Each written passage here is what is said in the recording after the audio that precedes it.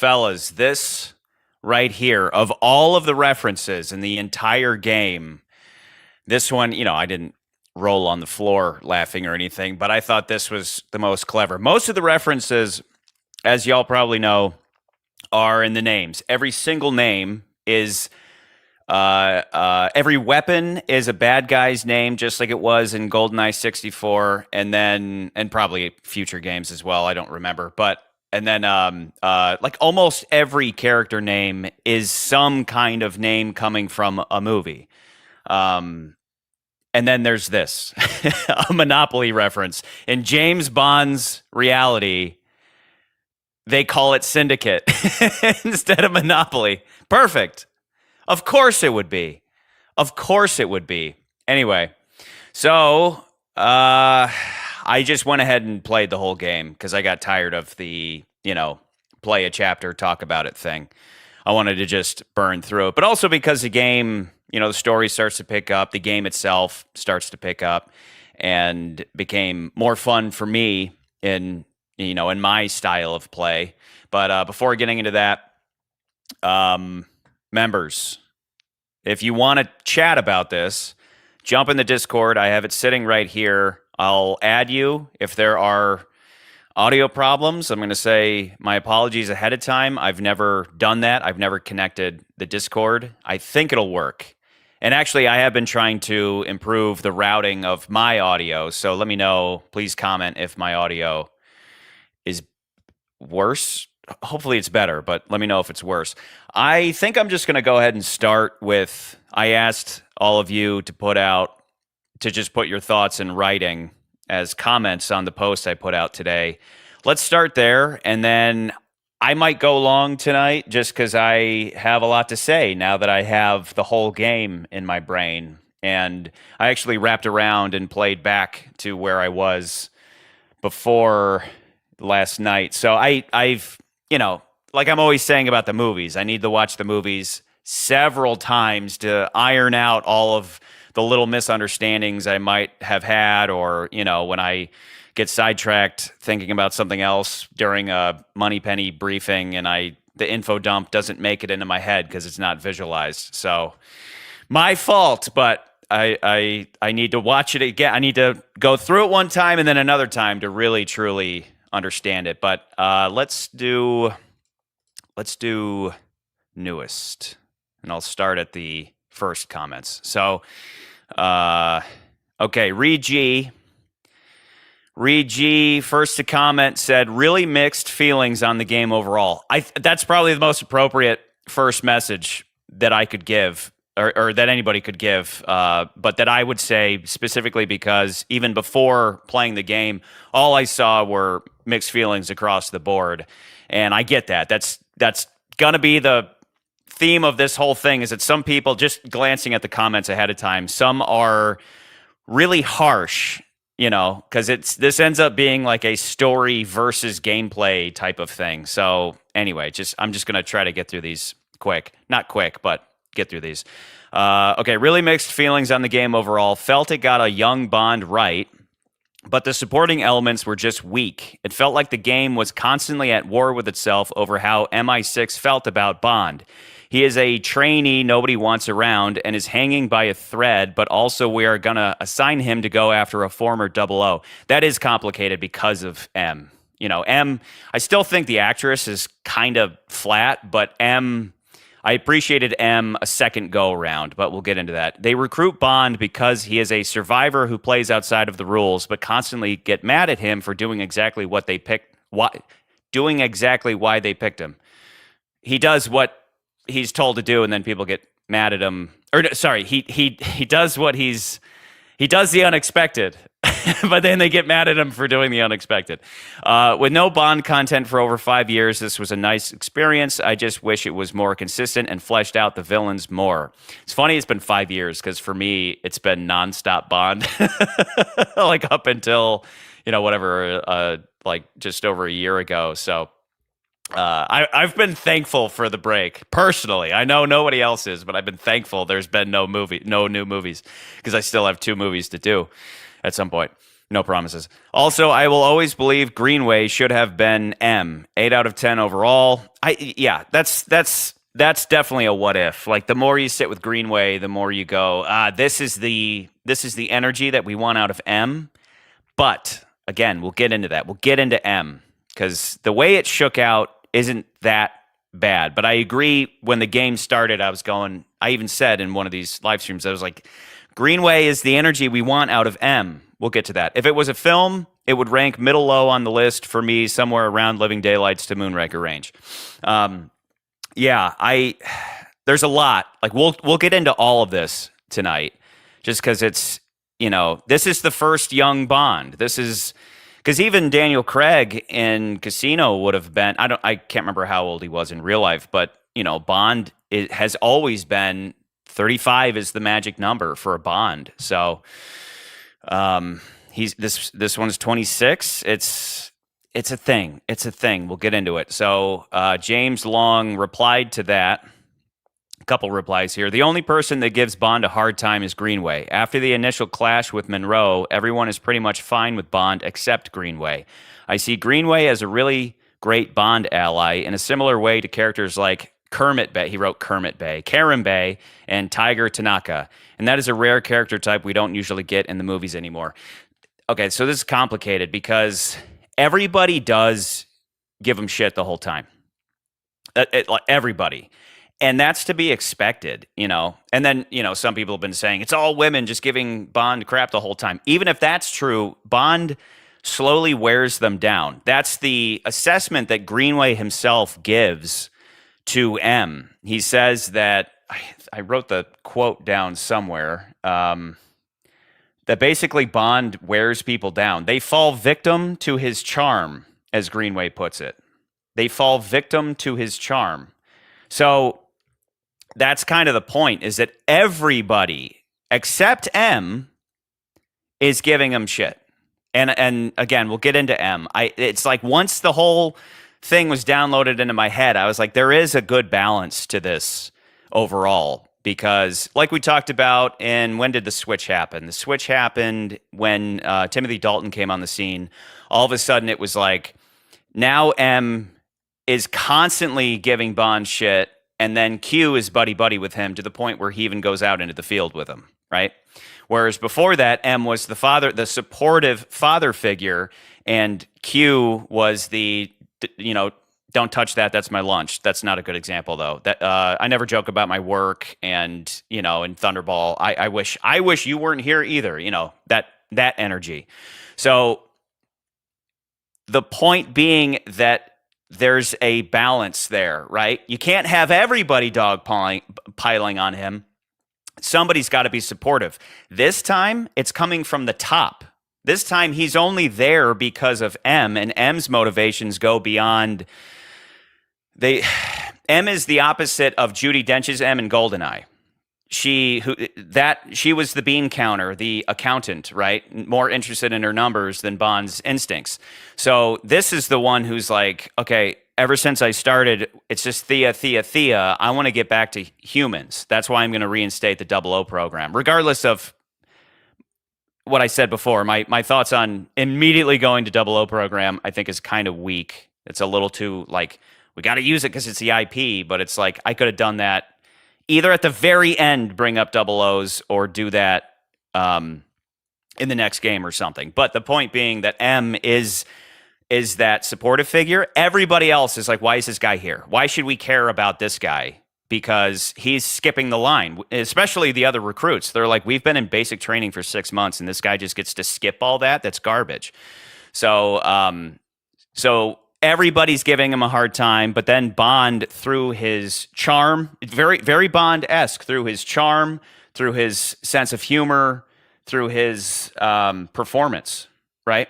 He's wearing everybody down, and I think that works. So I gotta heart these for you, fellas. I gotta heart these as I go. And then Greenway has his reasons to be bitter towards Bond. Q wraps that up for us by the end. Q says, you were the first light in a long time to where Greenway, like I've seen Greenway go through the Shadow Realm forever, ever since the fall of the Double O program. You were the first light. So that's how significant Bond is that he even wore down Greenway. So anyway, moving on. Jake Soros responds to Reed G. Greenway sucks. He constantly belittles your character no matter what you do. That's the point. I think that's motivated because at first you're like, why? But then once you understand what's going on in his past and how he's so desperate for 009 to be guilty, he kind of wants the narrative to be. He wants to believe the narrative, versus 009 being innocent and actually trying. 009 is out there trying to help. He's trying to save the world. So he says it's the tough love Hollywood style you'll see in plenty of newer movies and streaming shows, because unlike the writers who wrote genuine tough love characters before, these writers never served in the military or in an environment where they could have experienced those types. So whether or not that's true, I think Greenway has a reason to be bitter, and that's where Greenway's different from everybody else.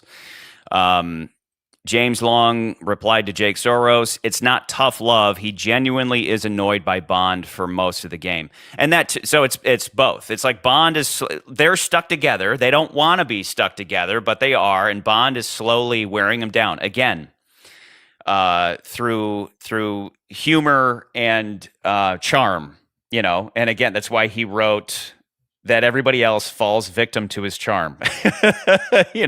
Like there's even that moment in the training montage where all of a sudden he's just like yucking it up with the other recruits just before Monroe picks a fight with him, and he's like, Monroe's not having it, but they're like, oh no, Bond, like we come in after a punchline and they're laughing, and and that's the thing. Bond is he's an orphan that's always been on his own, and so everywhere he goes, he has to win people over. And so again, it's just before they fall victim to his charm. He says something like Bond is immature and churlish, or whatever. He says he's immature, and it's really just because like everywhere he goes, he has to win people over because he's an orphan. It clicks with the personality.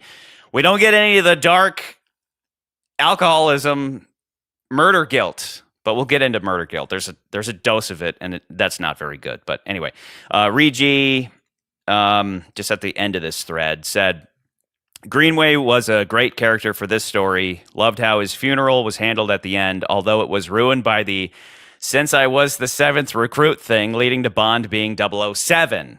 Even though, so M's like, well, I guess you're 001 now. You're the only one left. And he's like, well, I was the seventh recruit. That genuinely had Han Solo having his own name assigned to him because he traveled alone levels of eye roll for me. So it's, I think the idea is okay, but the fact that it was Bond's idea, like, no, I'm going to pick my number and I want to be number 7. It's like kind of a coin toss there, because the problem is this. The problem is that we're jumping into something that's never been done before. Nobody's ever said this is the first time we're doing James Bond ever, and we're wiping the slate clean, and it's taking place in the 21st century, right? It's like even with Casino Royale, it's not like Bond was the first 00 program. I get that there was a 00 program.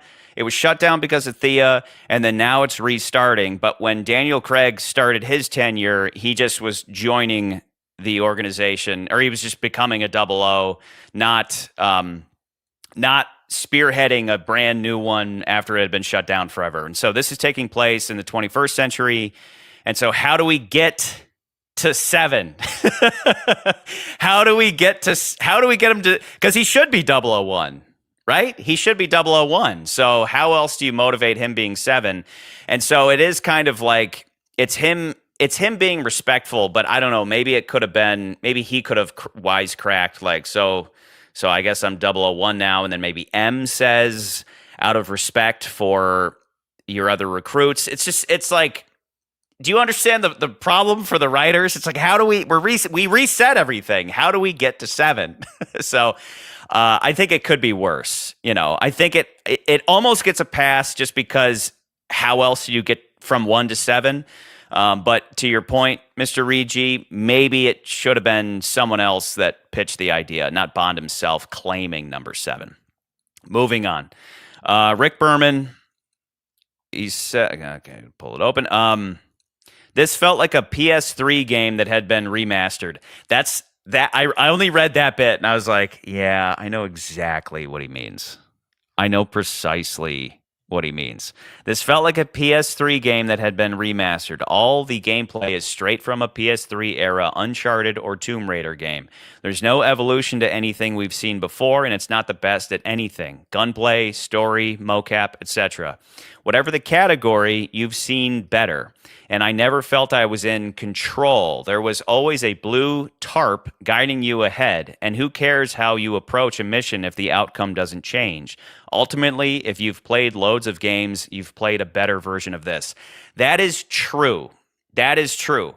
Now, does that ruin it? I think like hardcore gamers won't really prefer this game. So then it kind of defaults to the Bond fans getting a story out of it. I agree that running around like Uncharted and Tomb Raider is not my cup of tea when I grew up on. I mean, I'll always prefer FPS. I don't prefer third person. It's fine, but I'll always prefer just running around busting off caps. So for me with this game, because I agree, this isn't a platformer, or most Bond games aren't platformers. This turns into a platformer, and it feels, because of how it's constantly telling you where to go, it does feel like filler. The way that it's constantly telling you where to go with the blue tarps and all that stuff. I know it's like all games are like that, because if they were they're in a tough space, of course, these developers, because they want to make billions of dollars, but if it's too difficult, people won't play it.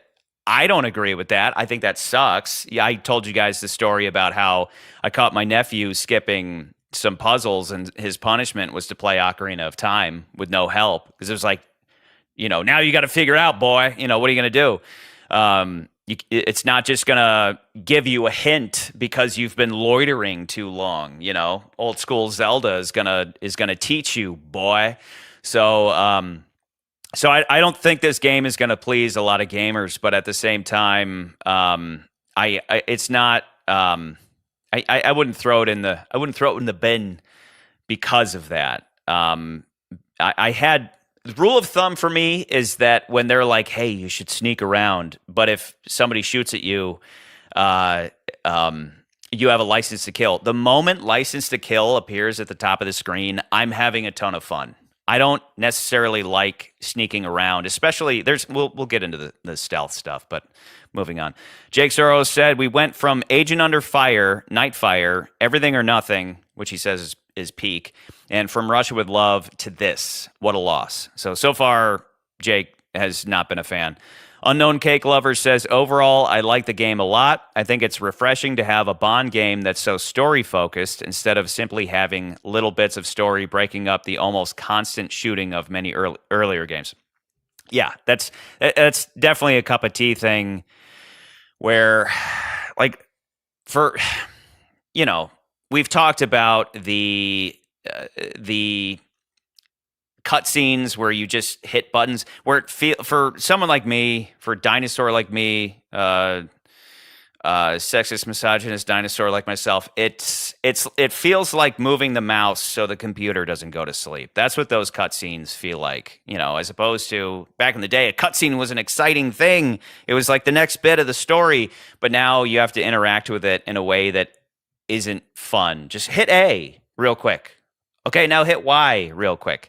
So the argument here with Unknown Cake Lover is then coupled with people saying this is just an interactive movie, right? So you either have a shooter where you're just blowing off caps, that's where I want to be, or you have this story focused thing, but then they can't help themselves but add in button interactions. Anyway, I also quite like the very technologically advanced storyline that didn't quite go into the same levels of science fiction as games like Everything or Nothing did, with its invisibility suits and robot spider drones. I think my main criticism of the game would be parts of the gameplay. I thought the melee combat system was quite nice, but I often had the pesky feeling of playing a video game rather than experiencing a Bond story. I posted that photo of me just like constantly just being like, I don't feel like sneaking around anymore, and just throwing a punch and then beating up like 12 guys and having a lot of fun. I don't think Bond going to the bathroom to steal the soap dispenser so he can use the chemicals for his rocket pen makes much sense, nor is it fun to do. The game also borrows what I found quite the game also borrows what I found a quite tedious element of the modern Hitman games, where you sometimes just have to walk around to overhear a very convenient conversation that just so happens to let you know how to proceed. And they're easy to find. I thought some of the puzzles felt contrived. I didn't like those semi-stealth sections where you either sneak around, somehow draw a guard just where you want him to, exactly, by touching some buttons on a computer or activating a vacuum cleaner, or decide to instead just knock out a horde of guards in a giant brawl. That was me, because it was just like, oh, how do I get past this guy? I bet I have to just turn on this vacuum, and then the guy goes for the vacuum, and then you hit him. Now, obviously, it gets more complicated over time, but not much. And then when I started replaying, I started playing on the most difficult level, to where if you do get into that giant brawl, you really have to focus to get through that, because everybody's trying to punch you at once. But a lot of what Mr. Unknown Cake Lover's saying is spot on, and that's where it's like, again, the gamers probably won't prefer this. This is more like, and that's the thing, they have to play it safe. Like it's like the Super Mario movie. Like, not a great movie. It's a celebration of Mario, but not a great movie. They played it safe because they want to make as much money as possible on the first go around. They're not going to take chances giving us the most revolutionary game ever, right? This game is very derivative, but then it's Bond. So then you fall back on the story, but then it's like, do you understand the back and forth between the, James Bond story and good video game, so it is what it is. I agree that Moneypenny and M weren't that great. I also didn't like that the great villain speech had a lot of points I've actually thought myself, but that's more coincidental. So, are you saying that that's the thing about I would say that Webb is a good villain so far as he's correct. He's both right and wrong. And then M is the counterpoint to him. Again, we'll get into that. Jake Soros says robot spider drones are science fiction to you. You really think that's entirely outside the realm of possibility given the current state of drone warfare in Ukraine and Iran right now? It's very true. Don't go online and watch a ton of soldiers getting blown up by drones. Don't do that.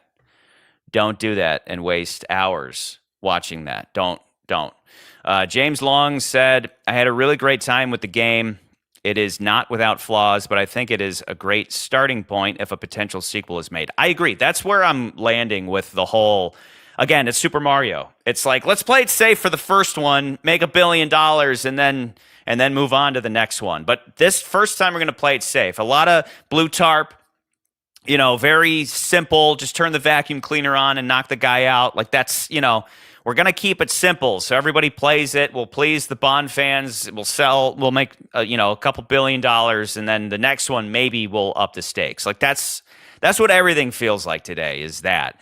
The game really nails what I think is special about Bond. And I think a lot of that comes across in the core relationship in the game that Bond has with Greenway. And I think them going against each other made for a great dynamic. I think Greenway is one of the best ally characters Bond has had, similar to characters like, this is, I guess he shortened this when he said this before. Was that? Yeah, okay. So he kind of doubled up on his thoughts. I'm going to continue, though. This time he got it right. Karim Bey. Similar to characters like Karim Bey, Tiger Tanaka, Columbo, and Draco, the story is, for the most part, largely validating Bond's instincts over Greenway's cynicism. Yeah, and then M is an extension of Bond's fixation with instincts. She's supporting him the whole time. Greenway's cynical for obvious reasons, or for clear reasons. I'm reminded of a quote that is often attributed to Napoleon. I know he's a good general, but is he lucky? And that is how I view this game's M as seeing Bond, basically him having some kind of intangible quality. Yeah, like Spartan 117. To me, this M was more of a bureaucrat trying to disguise herself. And, uh, okay. And restarting the Double O program and bringing in Bond was part of that. Bond is unique, and him following his instincts in Iceland is why he is given a chance. Exactly. The fact that he was, the odds were like 100 to 1, right? And then later Webb says 1,000,000 to 1, and Bond says, but I had to do something. That's the human quality versus just, think the living daylights, it was instinct, you know. I'll recall 009 from Hong Kong. He'll do it. He follows orders, not instincts, that whole thing. So this is a different M. This is an M that's in line with Mr. Instincts and likes that. But ultimately, the focus is primarily on Greenway/Bond dynamic, and I think it works because of that. I like Isola. It's a funny name. Isola, as in isolate, as in isolated, alone. I like Isola as a character and has some potential, but left mysterious on purpose. Yeah, I'm pretty sure she's like a loose end, right? That's probably going to be in the planned DLC or whatever. Biggest theories right now are that she is working for Spectre or something similar. The Syndicate. I like the idea of a Bond story having a Catwoman type character. But that's, we've seen that plenty of times where he's kind of working side by side with another female agent, Yeah, she may not be working French intelligence or for some other country, but it's no different than when he's had to compete with female agents in the past, run concurrently, and then fight over something. I'm a big fan of IO Interactive's recent Hitman trilogy, so the gameplay here was right up my alley. I play primarily stealth, but I like the variety of choices given in how to tackle certain objectives. Yeah, and a lot of it just comes down to your loadout. What's your gadget loadout going to be beforehand? That changes everything. Prior to this, we've never had a Bond game really explore the variety Bond as a character being action scenes. And in Bond movies, there aren't too many actual big shootouts. Often maybe one or two. In previous games, it is basically nothing but shooting enemies, and the Activision games could often feel like reskinned Call of Duty. This game actually explores the social aspects of Bond and even in the stealth mechanics as well. I don't think I've ever seen a game with the bluff mechanic before, at least not executed in this way. The Vietnam mission is my favorite because I think everything comes together there really well. That's true. And it also has the best Bond feeling of the game. And the fattest ass. Jesus Christ. That was when you were like, yeah, finally some sex. Like I know he hit the secretary of the greeter or whatever at Universal Exports, but yeah, then like Jesus, what's her name in Vietnam? Uninvited would probably be my second favorite, starting at Apartment and then going to the gala event. As far as weak points of the game, I think the villains aren't too memorable. Damien isn't a great villain. I think his father is better, and I like the confrontation in the server room in the mission Nightfall. The Murdo twins could have been more developed. I don't know about. I mean, the Murdo twins are largely mute, right? They're just kind of the muscle. I mean, they're literally like tall, Germanic-looking, silver-haired. Like we've seen that a lot, right? That type is in a lot of movies. The driving is very bare bones. That is definitely something I would like to see improved in a potential sequel. 100% on that. I was very much just like the driving is non-existent. We used to have it where there'd be like a whole mission that was just driving, and this was just one part of something, and it was very easy to just follow the course without too much thinking about going this way or that way and jumping off something. None of the there was that one moment where you got to do the like spin around a circle and shoot bullets and missiles at everybody. But apart from that, the driving, all the vehicle stuff was largely non-existent, which is kind of disappointing, but whatever. Nicholas Webb's speech in the server room to Bond and Greenway about the human error and machine error was compelling villain stuff, he would have made a better main villain than Damien. He kind of was the main villain, right? I mean, it's like he's the main villain, and then he dies before Damien. Damien ends up being that what's the trope? Last bad guy standing trope is Damien coming back by the end. But Webb, that's the whole thing. That's the deep meaning of this story is the whole AI thing. Can we trust it implicitly? Does it not make mistakes? And then this guy having a vested interest in safeguarding Thea until it could become perfected. The argument there is like, could it ever become perfect? But I think him dying before Damien is kind of James Bond-esque, if you ask me. But yeah, I think he's a good villain. He's not like, there's no over the top flaw or anything like that. He just is that guy who's like got the Messiah complex, and he's not wrong in his thinking. So those are the best ones. No Joy. Literal name, No Joy, says this game is terrible. More modern slop, interactive movie, and that's what I mean. It's not like that's completely unfounded. That's just the most extreme take on it, but that's what we're looking at here. Is largely a lot of interactive movie stuff, but it is a James Bond story, and not only that, it is a let's wipe the slate clean and drop James Bond in modern times as a young man, and play around with that. So the counter argument to that is that he's not the James Bond we know, right? So he's kind of a pipsqueak, but it's like for better or worse. I certainly think it's interesting. So, but it's more for the fans than the gamers, I'd say. Spectre Chair Engineer says, pretty good game. They gave Damien an interesting backstory. He became deranged as a result of his mother having capgras delusion. Felt like a nice and twisted psychological motivation right out of the novels. Wish they explored this more. Nice cliffhanger regarding Isola, too. I'd like to see a sequel where there's less hand-holding and linear moments. Yeah, it would be nice if when you said, I want to play on the most difficult difficulty, that they would just get rid of all the blue tarp and stuff like that so that you don't feel... And if you stand around too long, someone's there to be like, go over there. Hey, did you look at the thing over there? It's like, yes, thank you. There's nothing worse than you're in the middle of solving a puzzle and someone tells you what the answer is, and you're like, now I feel like I didn't accomplish anything. Thank you.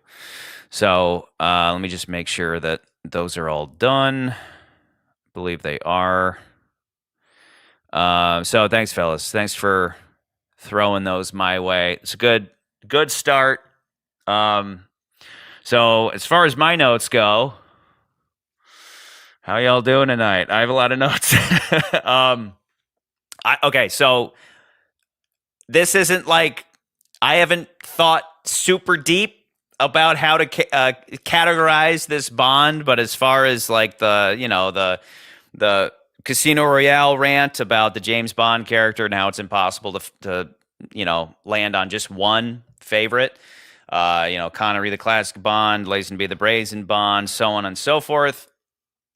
For now, this Patrick Gibson guy, let's talk about Bond's character. He is, for now, the cute Bond. He's cute. He's not handsome or hot. Ladies look at him, but he's just cute. Again, he looks like Jack Quaid, too much like Jack Quaid. It's like, he's cute. His scar is nice, but like and maybe they were thinking about the look of Daniel Craig when they went with this guy. I don't know, but he's cute. We don't have living on the edge of death, take pleasure in everything as compensation for self-sacrifice and alcoholism due to guilt over constant killing Bond. We certainly don't have that. We just have cute Bond. And so, he's cute, fun, funny Bond. His sense of humor is on point, though, and they even make that a part of the dialogue with Damien, where Damien's just like, "You're hilarious," like he keeps coming back to that, and the you should hear you haven't heard the punchline yet is it's decent. That is all very Bond-esque. This is like the opposite of Craig so far as the moodiness goes and the alcoholism. But as for Bond not killing people, correct me if I'm wrong, but in the end when he's talking to Isola and he's saying, well, no, she shoots a random guard, and he says you didn't have to do that. So I was going to say, was Bond only talking about not killing Webb? Like, let's not kill Webb, let's not kill anybody, and let's bring him in. Is probably what Bond wanted to do, but no. In the beginning of that snow level, she shoots a guard, and he says you didn't have to do that. So suddenly, Bond is Bruce Wayne not wanting to shoot people. And why? Because like literally right after that, there's a moment where Bond is shimmying along the side of a mountain, and he's saying to Isola, "We talked about this. Don't kill anybody." And as you're saying that, as your character is saying that, you do the, what's it called? You grab a guard and throw him off the mountain, like you pull him off the railing, over the railing, and down into the abyss of death. As he's talking about, let's not kill anybody. I'm like, why is this here? What was the point of that? Because yes, there's that opening where Bond, we time slows down and he feels a little guilt after shooting that one guy in the opening. And then was it Rigi that pointed out that they have the same color eyes? So there's like that could have been me type of thing. Bond has a moment there. He made you feel it, didn't he? He made you feel it, And then you're like mowing down 1,000 guys and not giving a fuck. And yeah, I guess technically you're supposed to be sneaking around and only giving out concussions. But then by the end, Bond literally says, "Let's not kill anybody," as he's killing somebody. So that stuff is kind of weak. But let me before I move on to other characters, let me just knock out the comments you guys are sending me. I'll try to check in with these as much as I can. Kim Bailey, what's going up? What's going on? How you doing? He never really earned his number if he got to pick it himself. Yeah. So I mean, she's like, here. Doesn't she hands him something? She's like, here's your 00 membership card or whatever. And then that's when he says, "Hang on, I want to be 7 out of respect." Whatever he says, he's like, "I was the 7th recruit." So he earned a number, but then he chose his own. But again, it's like that could have been handled, a little bit better. There's also just lingering things about this whole 00 thing in general, but it is what it is. For now, till we get deeper into it. Probably going to get this game when the game is on sale. Yeah. Apparently, I promised you guys that I would play it immediately. I said before, I haven't paid full price for a video game in so long. Today I dropped $80 on video games, and it was because I have a couple of like empty cases from back in the day, and it was bugging me that I didn't have those games. But then with GameStop, you spend $80, you get free shipping. So I was like, why don't I just buy every Bond game ever? And like maybe I'll keep doing this. I don't know. I do need to get back to work on, when McCurdy and I can record in a week, I can get back to Wrath of Khan. But I don't know. If you guys ever, if it would be interesting at all if I were to play, every Bond game live and hang out like this, let me know. I just usually I like to talk. I like to play the games and then talk versus talk as I'm playing, but I don't know. Could be fun to go back through all of them. I don't know. Anyway, Miss Bailey says, and what's going on with Bond and Idola? Yeah, again, that's we will see. I have no doubt that that's the planned DLC. Is she the first Bond girl? Yeah. Because we got Moneypenny and M, Ponsonby and Cressida, and so I thought maybe we'd see more the scientist, like the stacked scientist babe out of Vietnam, but she did. Bond was looking at her like, oh no, she's gonna get killed. And then what came of her? Like, she was led away by the soldiers, by Damien and all them, and then she kind of disappeared in my head. I have a hole in my head. What happened to her? Does anybody remember? Did she just kind of? But again, Bond love, temporary, just for today, baby, and then Bond has to move on to the next girl. He's kind of like that in For Your Eyes Only. I don't know what you commented on. You sent that a while, but you sent that 5 minutes ago. I can't remember where you were at, Mr. Sigma. But that's about revenge, not having a no kill. Oh, okay, about killing. That's about revenge and not having a no kill rule. Yeah, well, and he's saying that about what's her name, right? Miranda, Electra, Greek. When I say Electra, I mean when she references Electra, like Electra, we avenge our loved ones. He's talking to her about like digging 2 graves or whatever, But Bond, that's the whole thing. Bond doesn't like killing, but he does kill. He doesn't like it, but he doesn't not do it. That's the whole thing.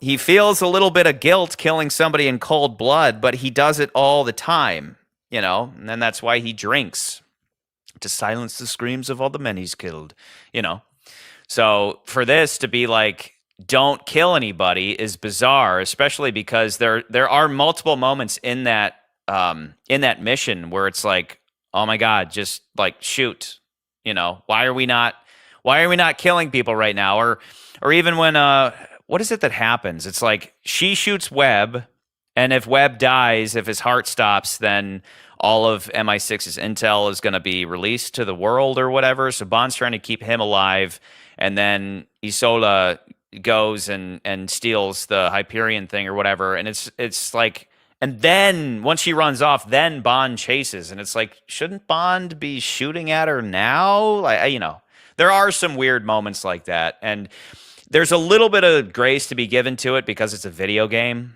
and the fact that I am a bloodthirsty degenerate idiot who skips the giving it too much credit, the cleverly crafted stealth mission moments, I just run through them. Just like recklessly run through them. Even on hard mode, I did it again, where that one part of the mission of training where you have to get through all the guards in the paintball area, just because I'd upped the difficulty, I was like, I wonder if I could just run through again. And I did. I just ran all the way through. And again, Monroe says, well, if it works, it works. And it's worked every time now. I did it on my first try, so that's why we love video games, right? Is that you can do, in games like this, you can do what's right for you and what's fun for you. And that's what it comes down to. You either had fun or you didn't. If the game's fun, it's a good game, regardless of being on rails or whatever critiques. But that doesn't mean I like blue tarpaulin. Spectre Chair Engineer says, been too long since I caught one of your live streams. Good stuff. Hope you're well. You too, brother. Welcome back for some Bond action. I got your comment in there. If you didn't hear it already. Reed G says, would love to see a Bloodstone review like this. It's the Craig movie I always wanted with some Twine type elements. That's what I mean. I missed out on, I told you guys, I blipped for about 10 years. And in those 10 years, they had several Bond titles, including From Russia with Love. I'd probably do GoldenEye, Rogue Agent again. Definitely Bloodstone. Again, I'm in the middle of Quantum, but maybe, I don't know. Maybe I'll just do this for all of them because live streaming is fun. And it's fun hanging out with you guys. If they want you to feel bad about killing people, they shouldn't make it so fun. Exactly. And especially because, like, I played Splinter Cell when it came out. That was one of the games I bought today as well, was Pandora Tomorrow.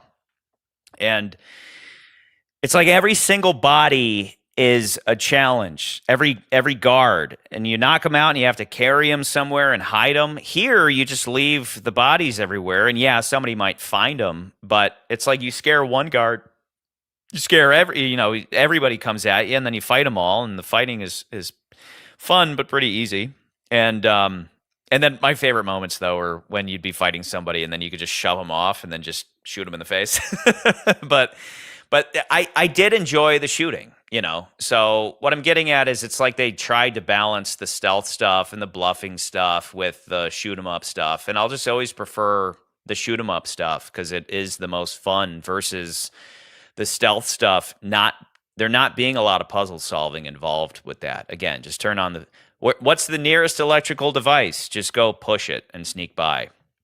But there is something to be said about his attitude when he's doing it. Like he does it and then he walks, you know, very Bond-esque, and that's you can envision, you know, other Bonds doing the same thing. But it's like how much of that can you put in a game, right? It's like that's cool, but then when you're doing that for, you know, several missions in a row, it's like, okay, I get it now. Okay, so as far as other characters go, let's talk other characters.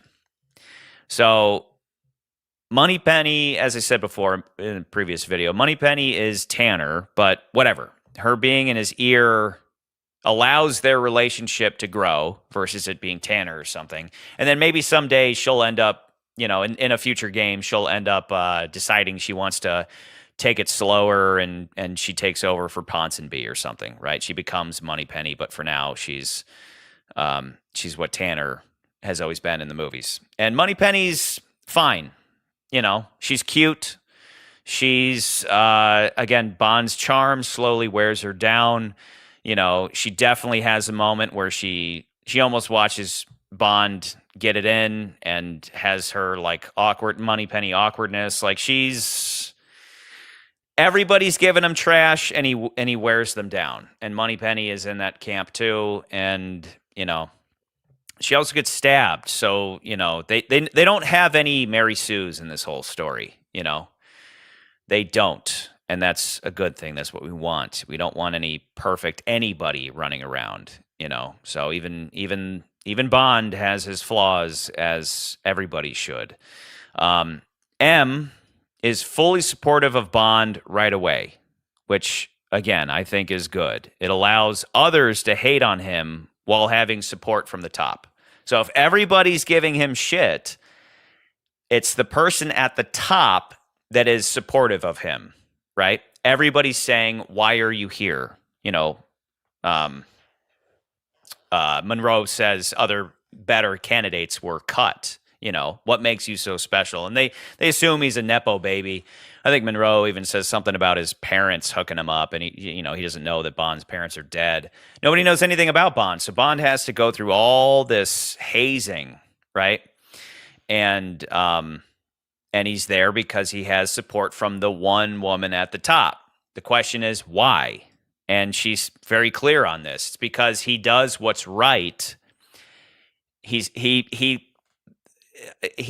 know, instinct and intuition is Bond's forte. He does what's right regardless, or instead of just blindly following orders, right? So I've already touched on this. She actually appreciates heart and intuition, as she states it specifically, especially after everything is being run by Thea now.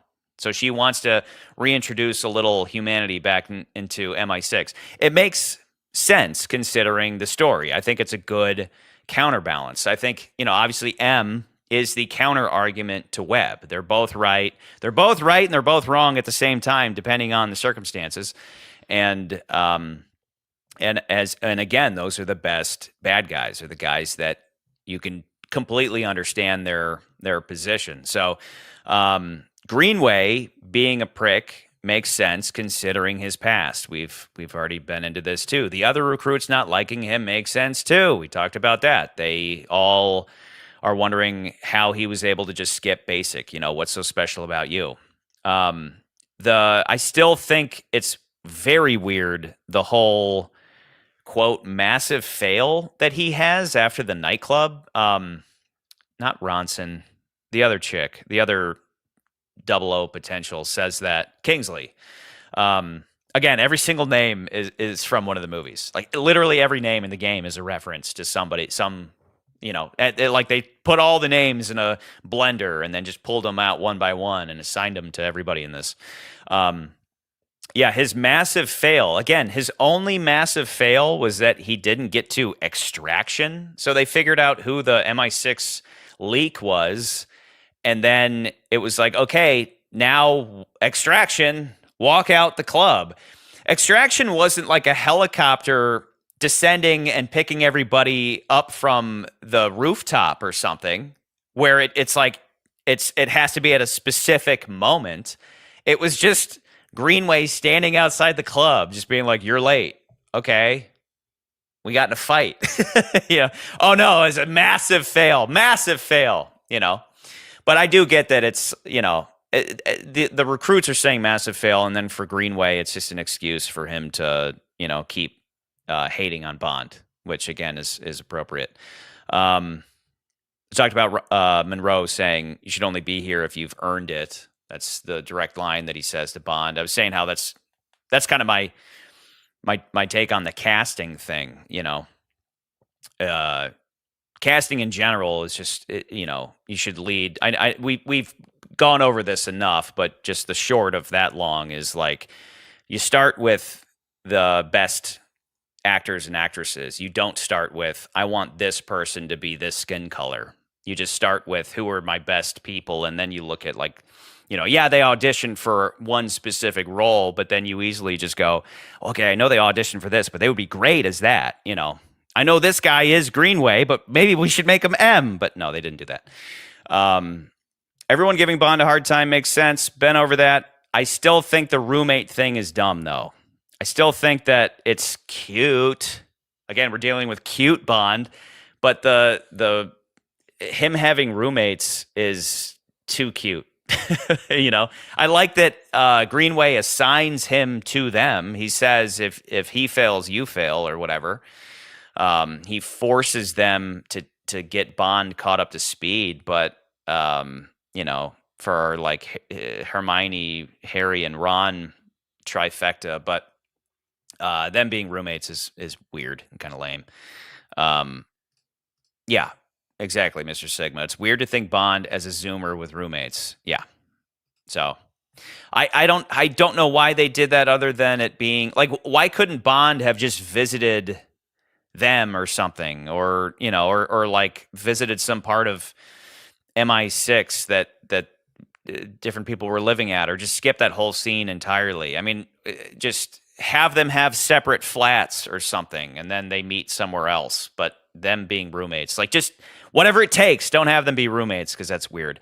The training was a little light, as we talked about before. The capture the flag and do unexpected things is kind of dumb. We've been over that. But the capture the flag stuff, like someone in Q Branch literally says, "Good job on that capture the flag thing, Bond." It just makes the whole 00 program seem a little more juvenile, which then brings to mind the oddity of, because they're talking about capture the flag and the training doesn't feel like training that 00s would be going through.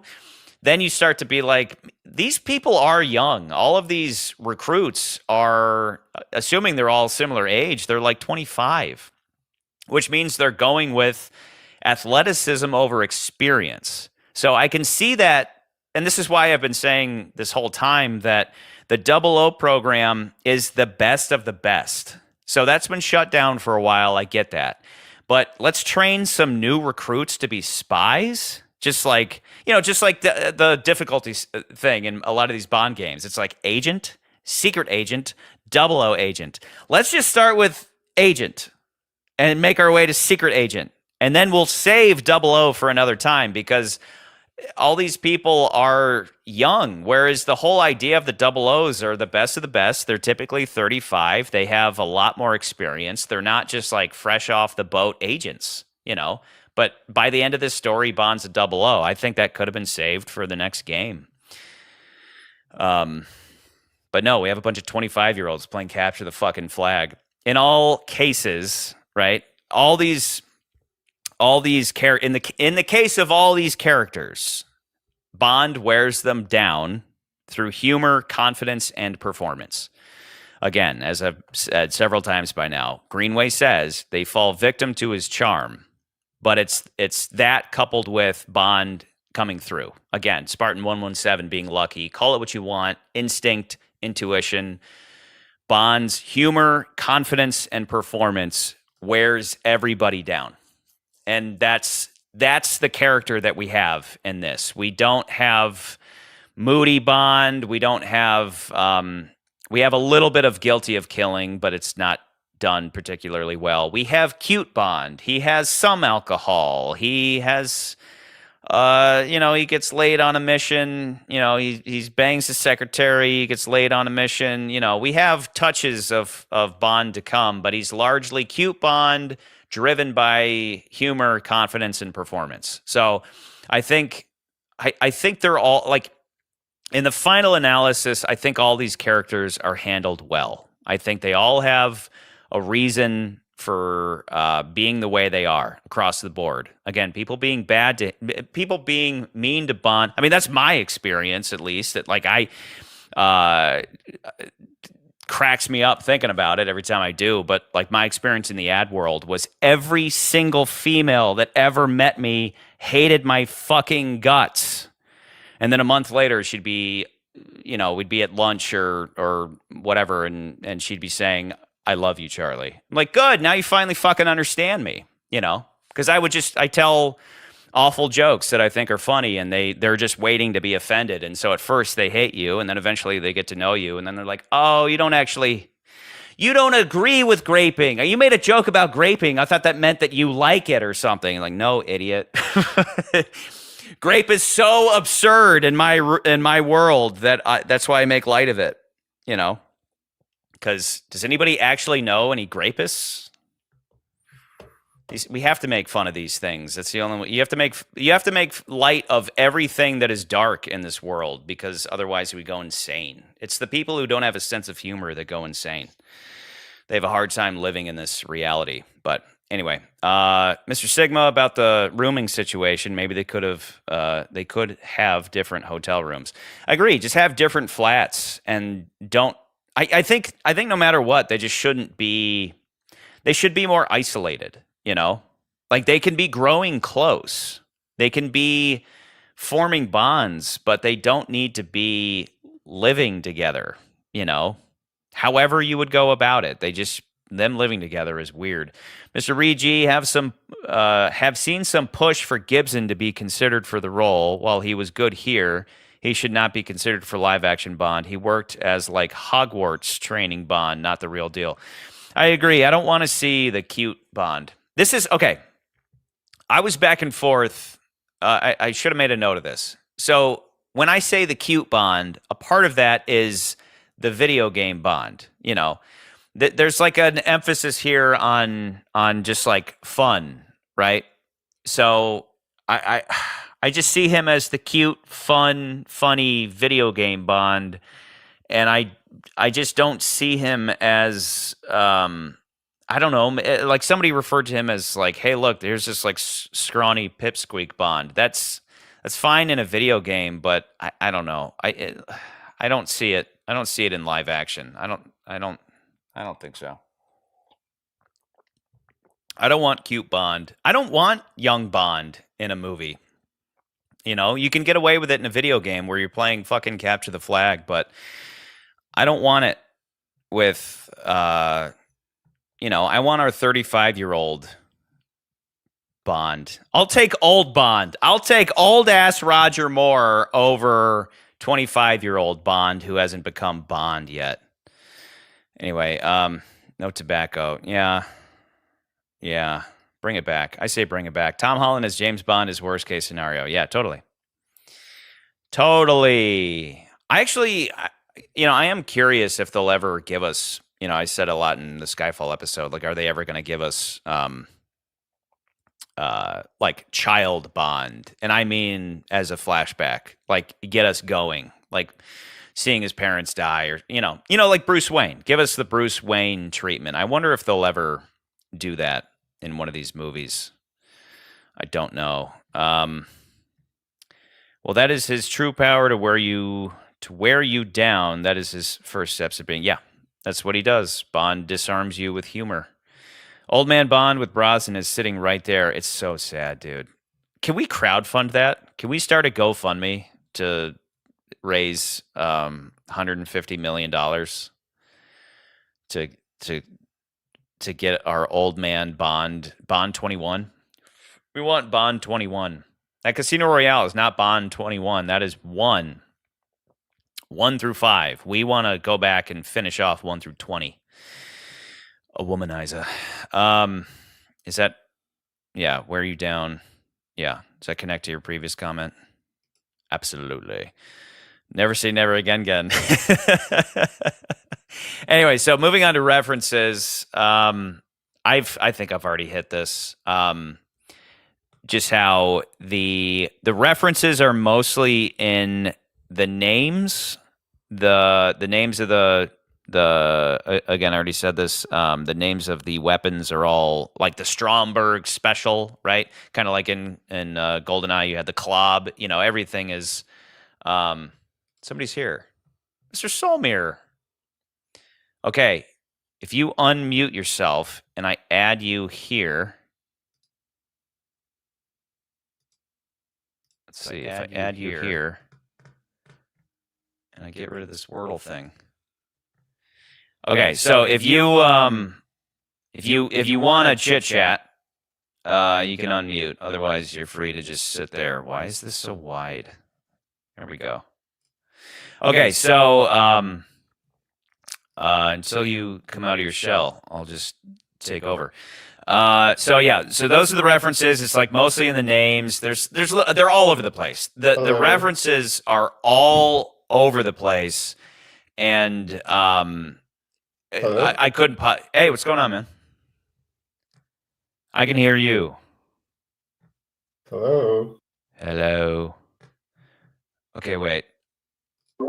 Do I have to unmute myself? I'm hoping I don't echo. Can you hear me? Yeah. Okay. Sorry. Okay, so there's echo. If I Okay. It's kind of too bad. Now, are you able to hear me through the live stream? 1 second. I actually just muted you through the live stream. Okay. Maybe turn the live stream back on here. Maybe turn the live stream back on so my audio can continue to go out through there. And then I'll mute myself in Discord. Hopefully that works. Sorry. Sorry, just unmute. You spoke twice. I didn't hear much of that. If you could, I'm going to mute myself in Discord. If you could unmute me on your live stream, if you could unmute me on YouTube, I'm going to mute myself in Discord if that works. I don't know if there's a heavy delay there, but otherwise I think we get a lot of echo. I think there will be, actually, but I can try for a little while. Okay. Mr. Sigma, can you hear Solmir when he speaks in this live stream? Please let me know. Yes. Okay. So he can hear you. So I think. Sorry, can you repeat that? I think everything's working now. No, I think we're good. I think everything's working. Everybody can hear you. So, did you play this whole game?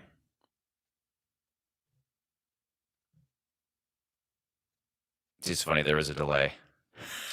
Yes, I played the whole game. Okay. What'd you think?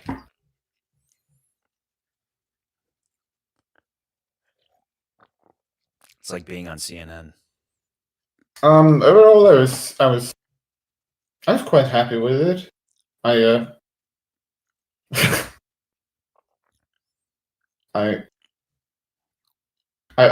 posted a little comment about it to this video, and I don't know how not to. Oh my god! I'm so sorry for interrupting, but it's so hard to talk because I can hear myself back about 2 seconds after I start a sentence. I honestly don't know the best way to go about this to avoid that for you. Right now, I think it's more comfortable for the audience, but for you, yeah, you may need to, I don't know, mute the YouTube if you're talking or something. Let me see if I can find your comment though. Did you just leave it?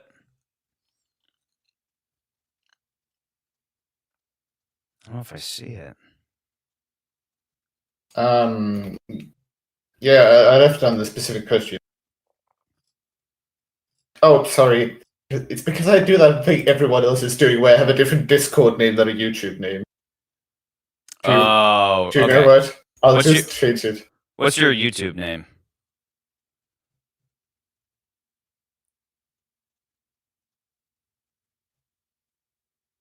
I'm unknown cake lover.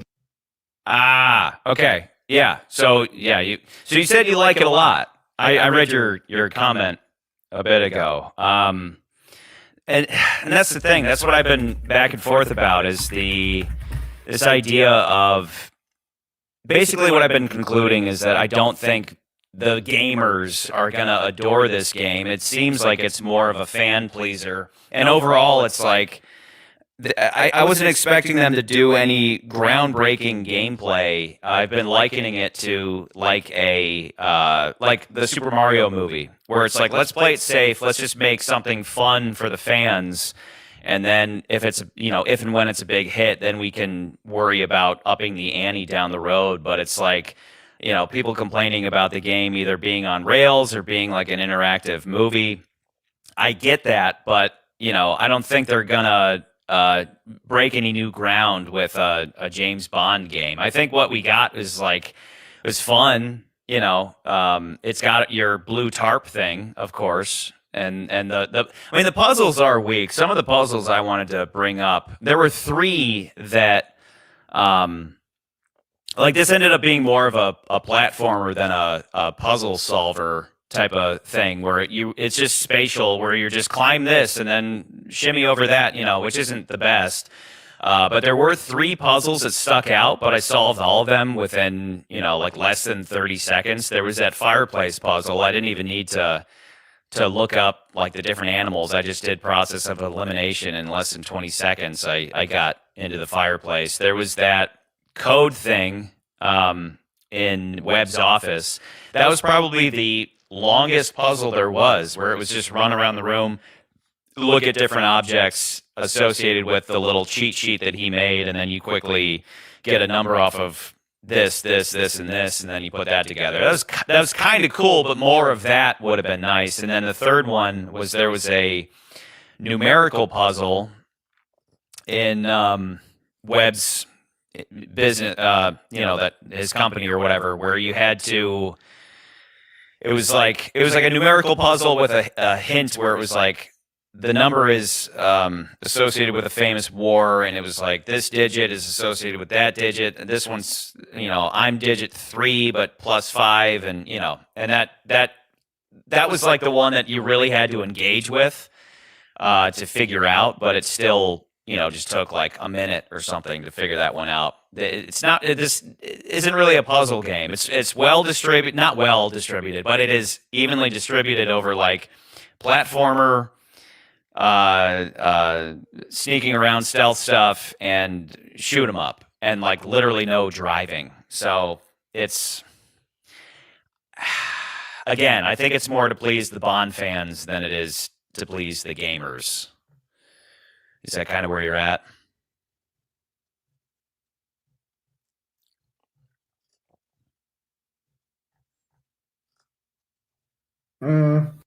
It's a good.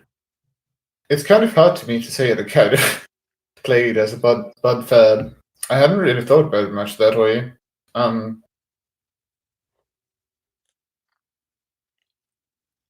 Yeah, I'm not sure what to say. I spoke briefly with a friend who played a little bit of it, and he didn't seem too excited, to be honest. Sorry, too excited to be what?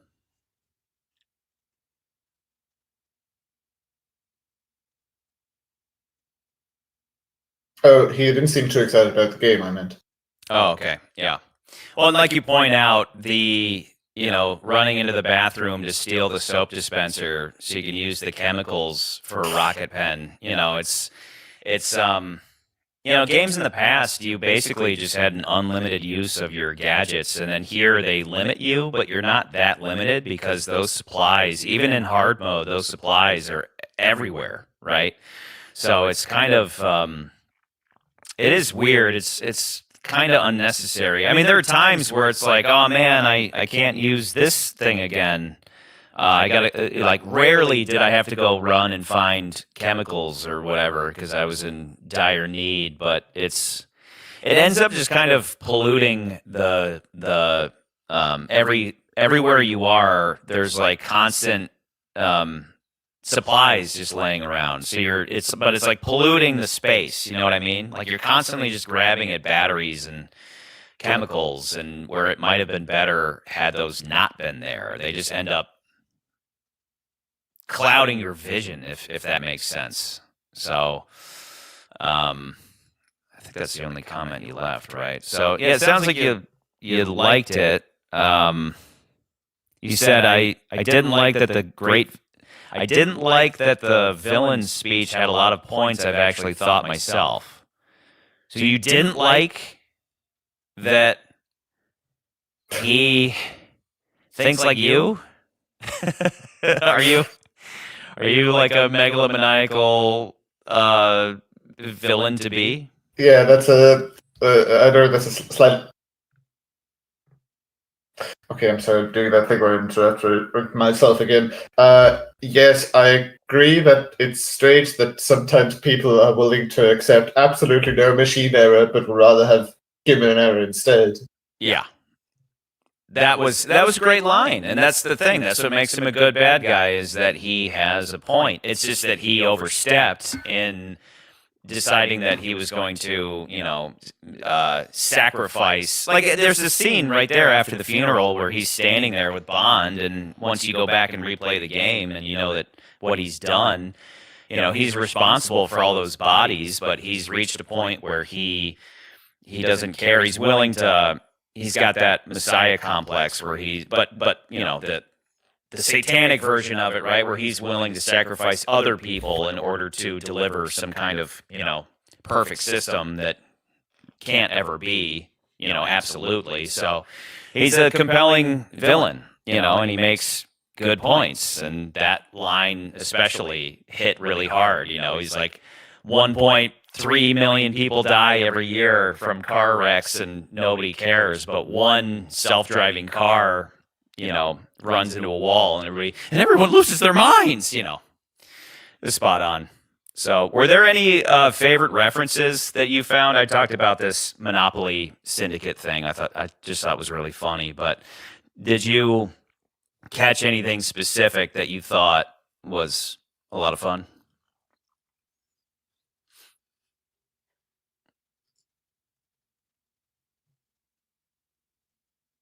I'm usually not a big fan of references, but it was kind of fun in this game. I think it just references so many strange things. In the level when you return to London after Mauritania, at that big party, there's a flyer for Cara Melovi from the Living Daylights concert in Bratislava. That's kind of fun. That's funny. Other than that, in the subsequent level, Greener refers to his wife as a liaison from the Treasury, like Vesper. Okay. Cool. Yeah, I'm sure that's the thing. The more you play, you're like, there must be references absolutely everywhere. Like I've already pointed out, it's largely the weaponry, and then the names of all the characters are just, like Ronson and Kingsley, and almost everybody's name. Somerset. Everybody comes from something from one of the movies. But then, as far as little things like that, they're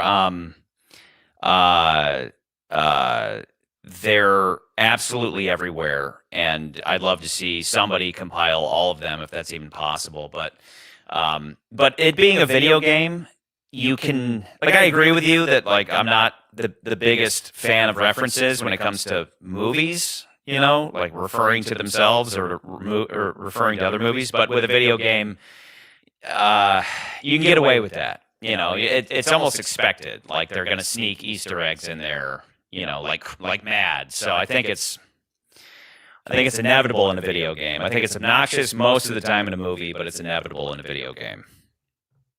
I already said that the rule of thumb for me when it came to this game in general was If it says license to kill above your head, then I'm having fun. And that's where you can't, and that's, again, the beauty of the game is that you can just tackle it that way if you wish. You can just set it off and just, run around popping caps, or you can sneak around. I would argue that the sneak around isn't the greatest. Something weird about this, do you agree with this? Something weird about the sneaking around is that I would have appreciated quieter takedowns, because every time you're like cracking bones and the guy's screaming and you're punching him in the face, and then there's guys like a few feet away and they don't care.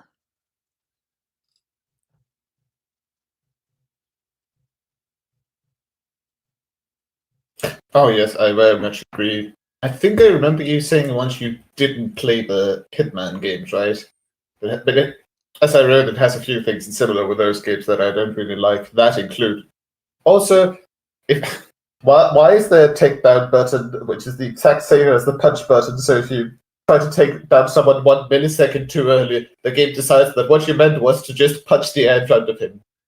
Yeah, that happened. And then occasionally I was hoping that, like you would try to grab supplies by hitting, on the Xbox, I'm hitting Y to grab chemicals or whatever, and then I would end up turning on the vacuum cleaner or something, and so there are a couple of those.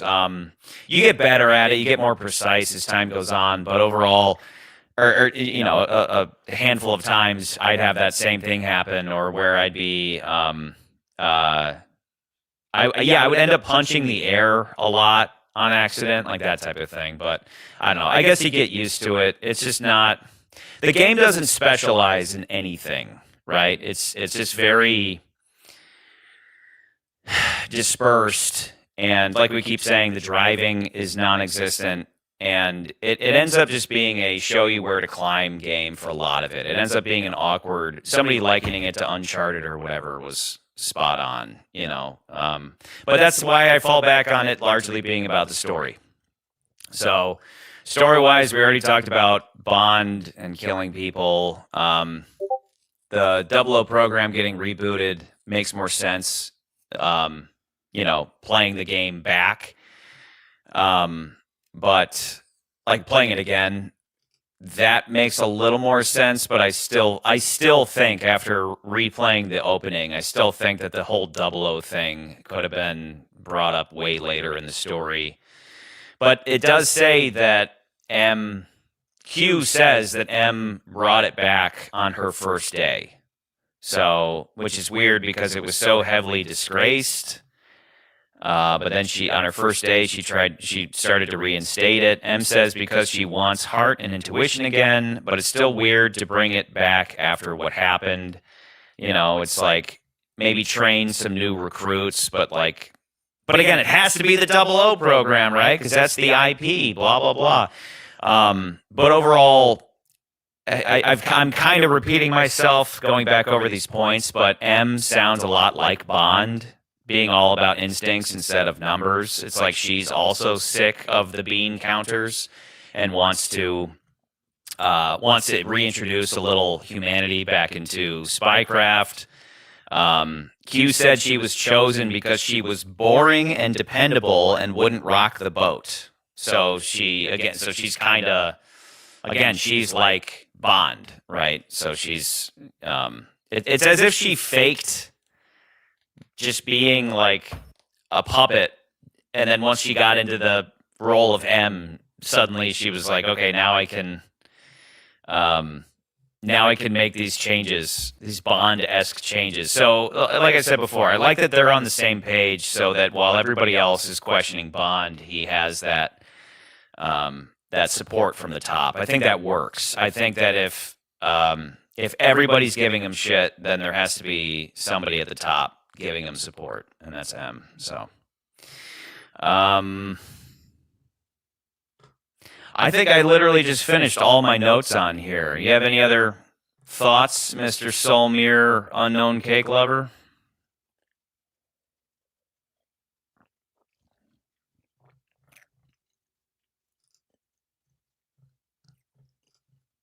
Um, No, I can't say that I do. Can, however, say that what you Americans call evening is very early for me, so I'm a little bit tired. My apologies. Yeah, it's like I said, it's like being on CNN over here. It's like I ask a question and then I have to sit for 10 seconds.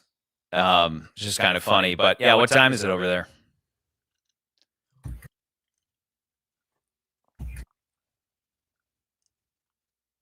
5:22. What the hell are you doing up? Are you up, or did you just wake up? Like, did you wake up early, or?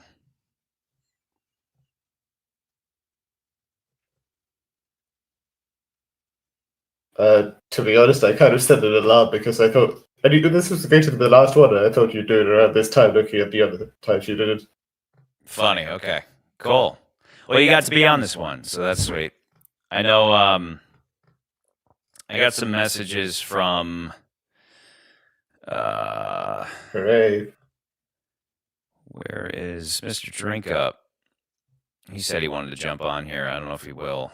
I might shoot him a message right now, but I, now that I own this game, now that I was forced at gunpoint to spend $70 on it, of course there's going to be DLC, and of course I'm going to get it, and then I'll do another one of these to talk about that. But that's the era we live in, right? Is that they never finish a game, and you just get it in full. You get it in pieces now. But I'm pleased with this. I'm having fun on the replay, and I'm definitely gonna finish it. And I think if we were inevitably going to get Young Bond, I would so much rather it be in this context of a video game than them desperately thinking like, what do we do now that we've done so many movies and we've done everything? What do we do now? Let's do Pipsqueak cute Bond. I think it works for this game. I don't necessarily want it for a movie.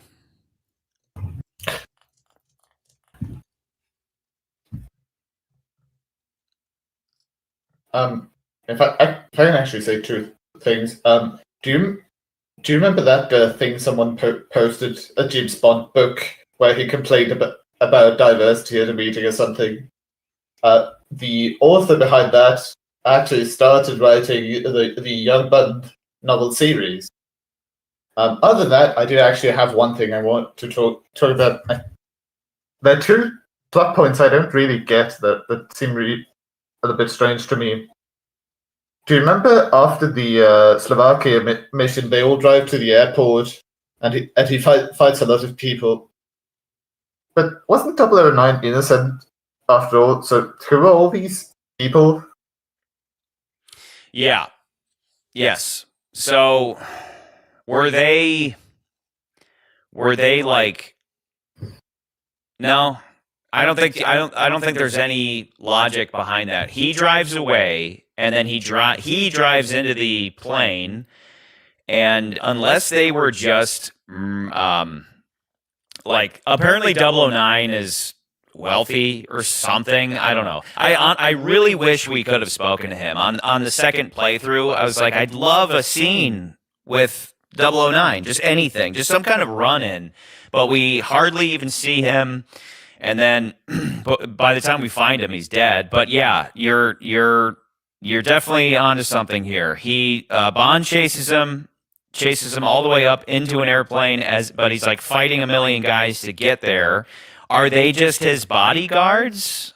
Like if I'm trying to if I'm assuming that it does make sense somehow, would it be that 009 is like this wealthy, connected guy, even though he's been on the run forever? And like, it would almost make sense if those guys came from what's the place, Aleph or whatever, right?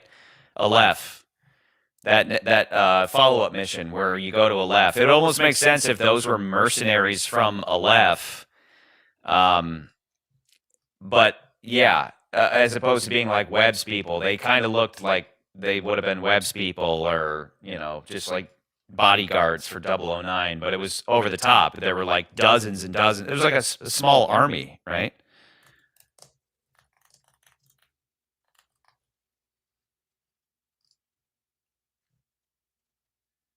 Yeah. Post brief similar question.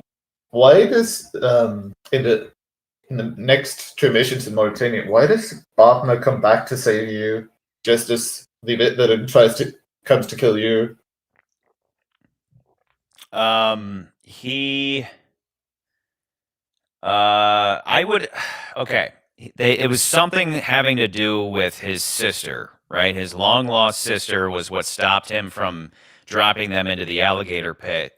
And then you're asking why he then came back later and saved them. And is that maybe because if they die, then he wouldn't get a chance at finding his long lost sister? It's definitely not answered as far as I remember.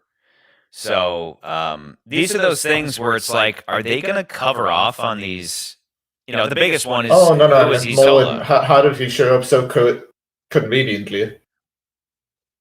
Oh, like how we found them? They're in the same basic area. Who knows how they're keeping eyes on that whole area. There's like that whole Aleph thing. It seems like they are a well-equipped little militia. So if they have drones and surveillance and all that stuff, I wouldn't be surprised. It's not answered, you know, specifically, but I can believe that they would maybe know what was going on a short distance away. So, but as to like why did he rescue them? Maybe it's to protect whatever promise they made about helping him find his sister or whatever that was. But again, I have to think that he, you know, Lenny Kravitz is going to come back again. You know, because he was only in that one mission. So, and like, will the DLC answer this Isola thing, and will it answer Lenny Kravitz?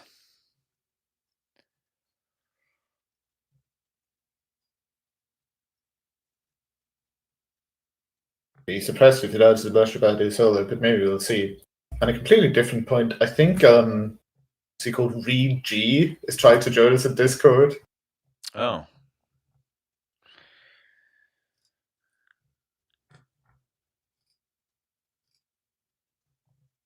Huh. I think he needs to be a member first, if I remember correctly. Yeah, so Reed, it's the members hangout. Are you? I don't know if I don't think he's a member. It should add him automatically if he is. I don't think he is.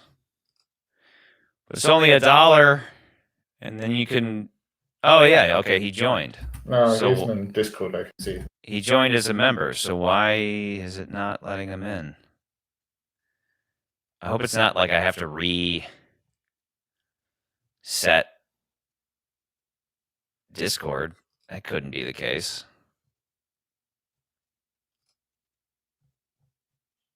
That's weird. Okay. I remember it went quite smoothly when I did it. Yeah. Well, you've been a member for a while, so I don't know.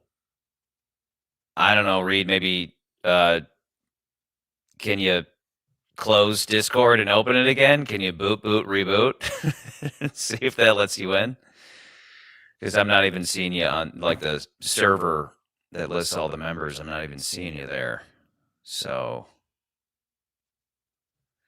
but yeah, on the so you were saying though that the yeah, Reed, give that a shot, and then just keep messaging if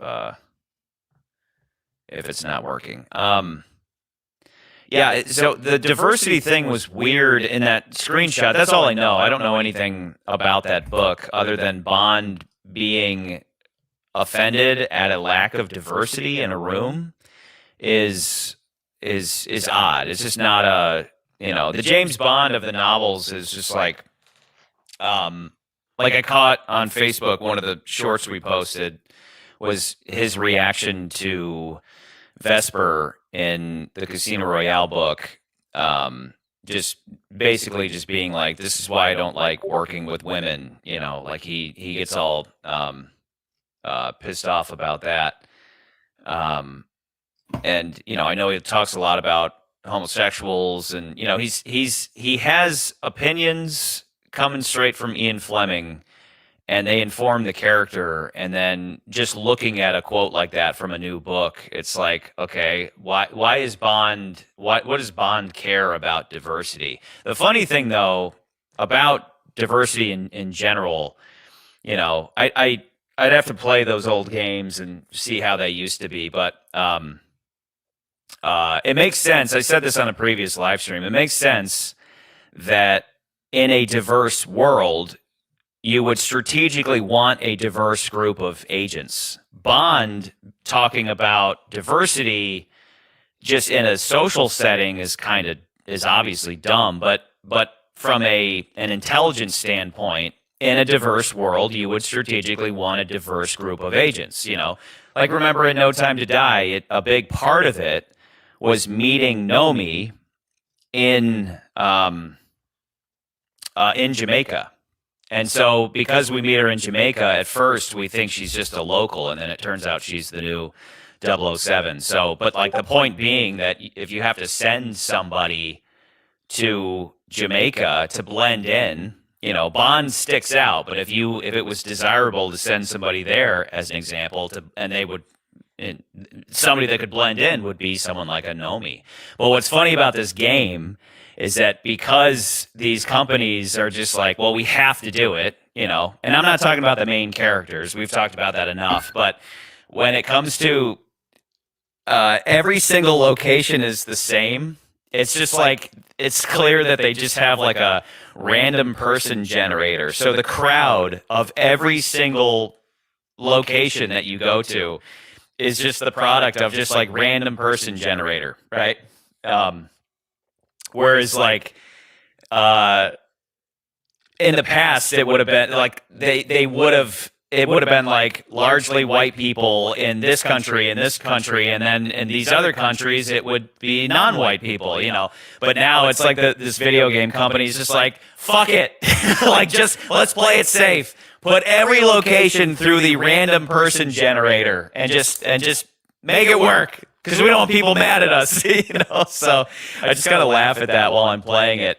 Because obviously in a video game you can do that. In real life, you're limited by the people that you can get a hold of. But in a video game, you can just create your random person generator and just go, good, okay, now nobody can be mad, But it just makes every place look the same, for better or worse, Every like the terrorist market in Aleph has the same racial makeup as the chess tournament. Like, for better or worse, that's just what it is. So, Reed, I think it might be that like it should be automatic, but for some reason you're not showing up as a member in the Discord, and I don't. It should be automatic. I don't know why it wouldn't be going through, unless you have to like Solmir, don't you have to connect your YouTube account to Discord? I think that's what it is. I think in Discord you have to let me go into my own settings. I don't remember being able to, not being able to. I don't remember having to. One thing I think that might work though is if you make a new channel open to everyone and he can join that, and then I think from there you can just drag him into here. Okay. There is like a general hangout, and if this fails, I'll just fall back on that. But Reed, just somewhere in Discord, you log into your YouTube, and then once you do that, it'll connections. Okay, if you go just on the side of Discord, I go to settings. So just go to settings, and then on the left side there's a section that says connections, and then you just sign in to your YouTube channel, and then it should automatically list you as a member, and then you should be able to get in. But anyway, apart from all that, I hit all my notes, so I'm just gonna wait for Reed to jump in here. But Solmir, if you got anything else, dude, you're up early. Are you like, what city are you in? Are you gonna have an English breakfast? That's my favorite part about your neck of the woods.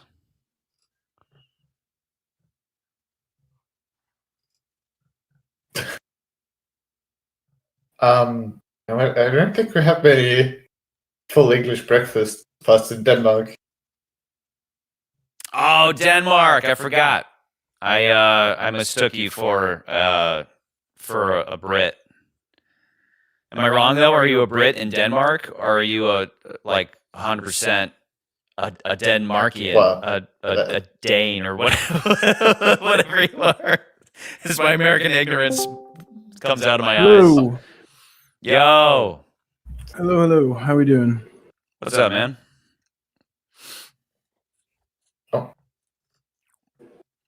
I just got all my notes out. Can So anyone hear me? who's here? How we doing? Okay, I can hear you. Okay, hello. Sorry if I'm talking over everyone now.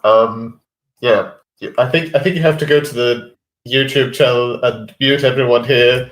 I'm going to mute you on Discord now. Oh, I have to go to the YouTube channel. Okay. All right. Give me a second.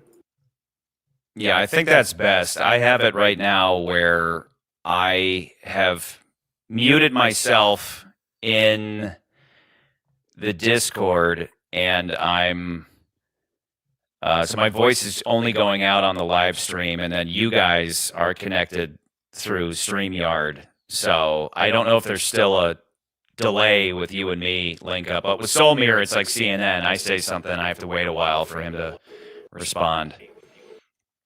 But it's been working so far. All right. I think I understand now. I'm watching the YouTube video, so I think I get it. I Okay. think we're good here. But do you want to hear?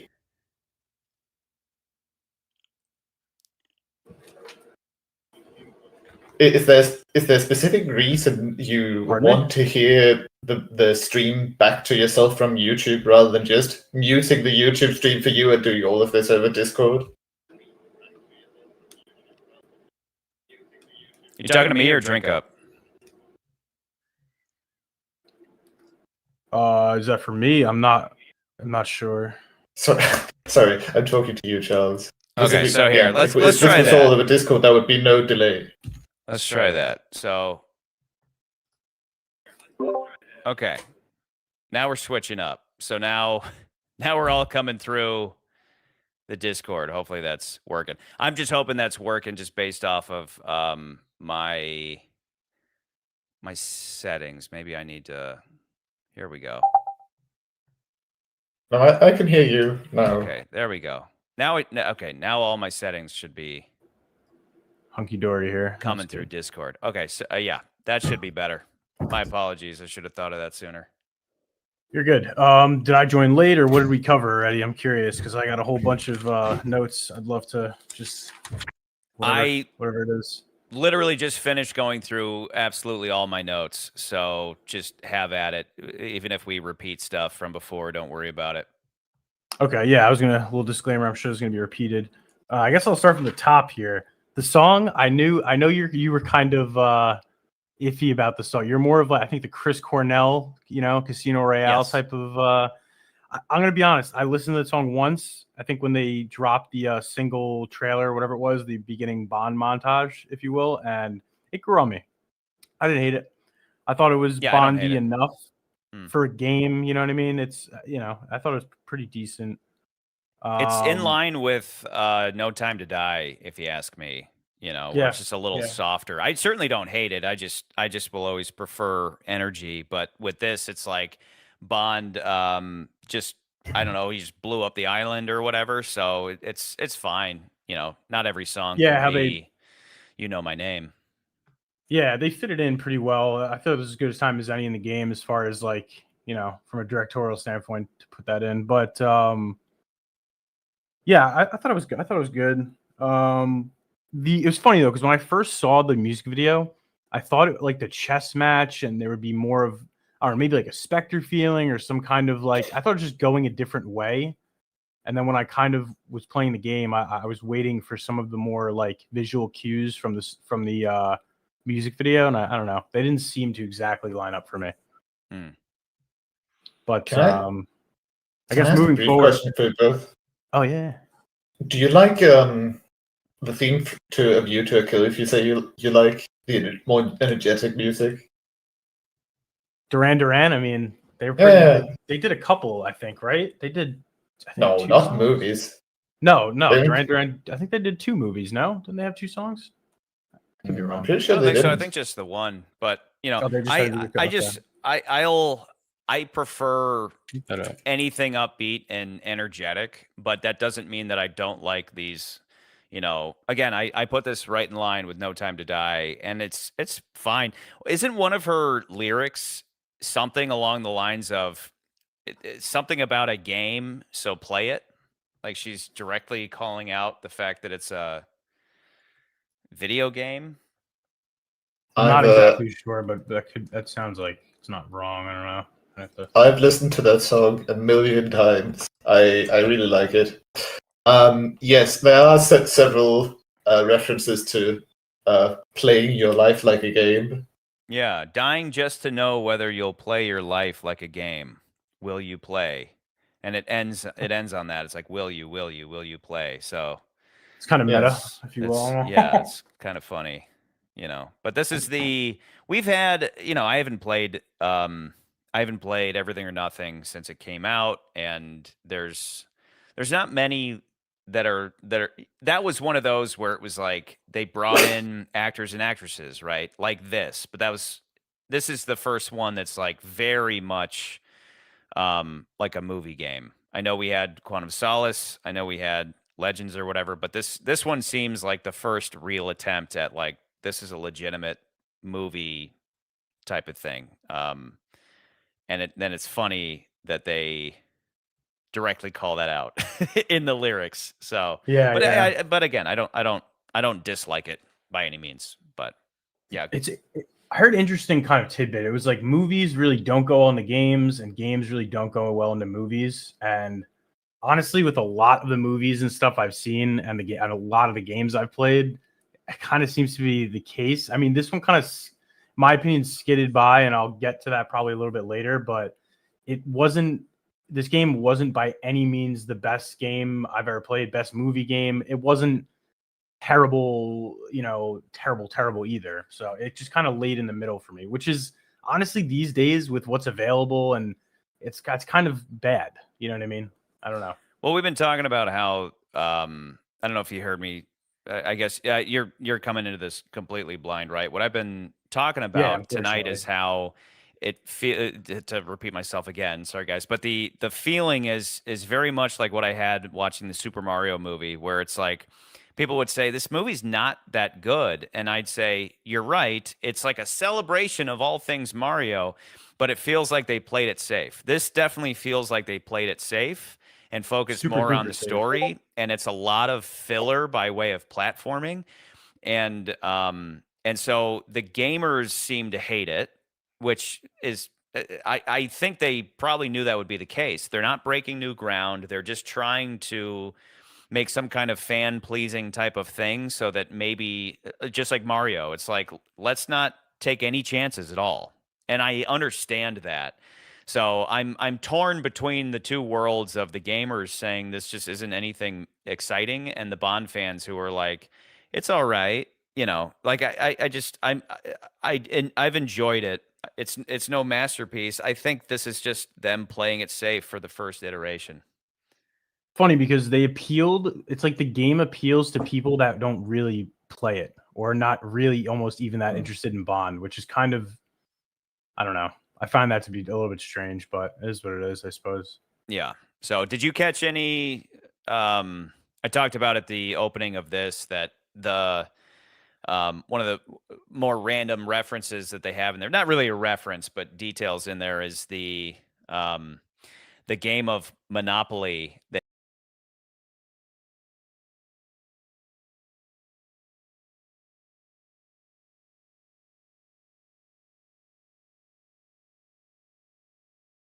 Yeah, I see that. Interesting. Yeah, so in Bond's world, and they're like all the games on that shelf have jokey So see names. Cards Against right? Humanity or something, I guess, in the top one. I would Yeah, assume. it, Looks like it the says box. it says Cards Against Homo Sapiens or something like that. But then the Monopoly game says Syndicate. I'm like, that's cool. I like that. But did you find any super obscure references of note? I have to like watch them again. Oh, sorry. Yeah, go on.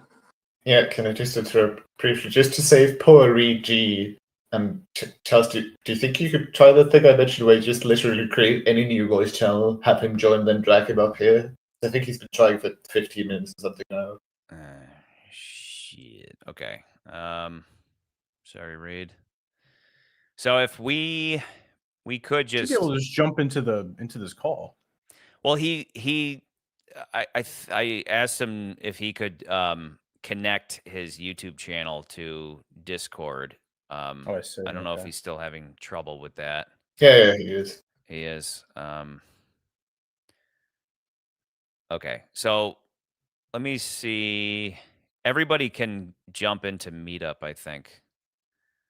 Oh yeah, sure. I think everybody has access to it. Let me see. I haven't messed with this stuff in so long. Okay, I'll turn off private. Actually, I don't even see Meetup, but I understand that's probably one of the channels, I guess. So I think I just turned off. Okay, here we go. Save changes. Okay, so now I think everybody should be able to get into. Do you see Meetup now? I sure do. Yep. Okay, I'm gonna jump in there. Oh, okay.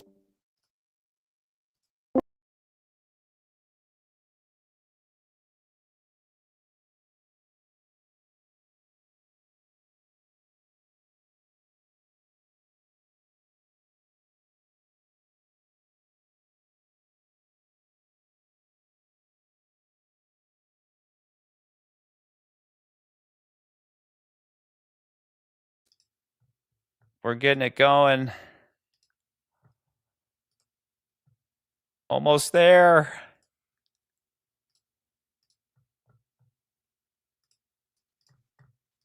Okay. I think I heard. I think I heard some noise from you for a second, Reed. Okay. Can you guys? You guys can hear me, right? Yeah, loud and clear. Yeah. Reed, right. you're muted, so you might want to unmute. There we go. You guys able to hear me okay? Yeah, you made now. it. Yeah, awesome. Sorry about that, man. I don't know why that wouldn't work. It's supposed to be automatic. Probably just me being an idiot or messing something up. Now that you're signed in, maybe maybe it'll kick in automatically on its own. But yeah, we were talking about obscure references. If anybody picked them up, Drink Up. Did you any favorites? There was a. I mean, this might go over your head because I play a lot of video games, and obviously IO Hitman was a huge title. Yeah. I think the first drink. I don't think it's the first drink he drinks, but that's offered to him in the. I'm wherever the chess tournament's being held. He gets a boxer, whatever it is, I forget the hell the name of the drink, but it's a drink that Hitman makes this target Victor like Novikov or something. It's one of the things, one of the main characters targets you have to kill in Hitman orders. Okay. So I just thought that was kind of random. That was like a little, self-referential to the developer, to the game. Yeah, and that stuff's cool. Because isn't the director of this, isn't he the same guy who directs, like he's the head of the studio, right? Does he direct all the games? IO Entertainment. Yeah, he does Hitman. That was a huge franchise for them. Yeah. A lot of the gun assets were reused from Hitman. You could just tell a lot of, it wasn't to my next point, but I'll get to that in a few minutes. Well, that whole thing they did with Lashif, was that in anticipation of this? Was that connected to this, like a test or something? I don't think it was explicitly said. And to be honest, if it was a test, they should have stuck with that kind of feel for it. But because I never played that, but I would get that game. Yeah, just to play I did. that. It was so very is that better cool than this? Well done. Whatever they did with that. Yeah, kind of. Wow. And that's what I Kind of. mean. It's like Really? obviously they could do more, but I Yeah, don't think they wanted to. I think they wanted to just play it safe, make $1 billion and then worry about that going forward, you know. And I get that. Like it's not ideal for everybody that they do that, but I understand why they would yeah, lean into that, you know, versus like taking a chance and then the whole thing being a flop. Again, why I will constantly go back to the Super Mario movie. It's like, how did that movie?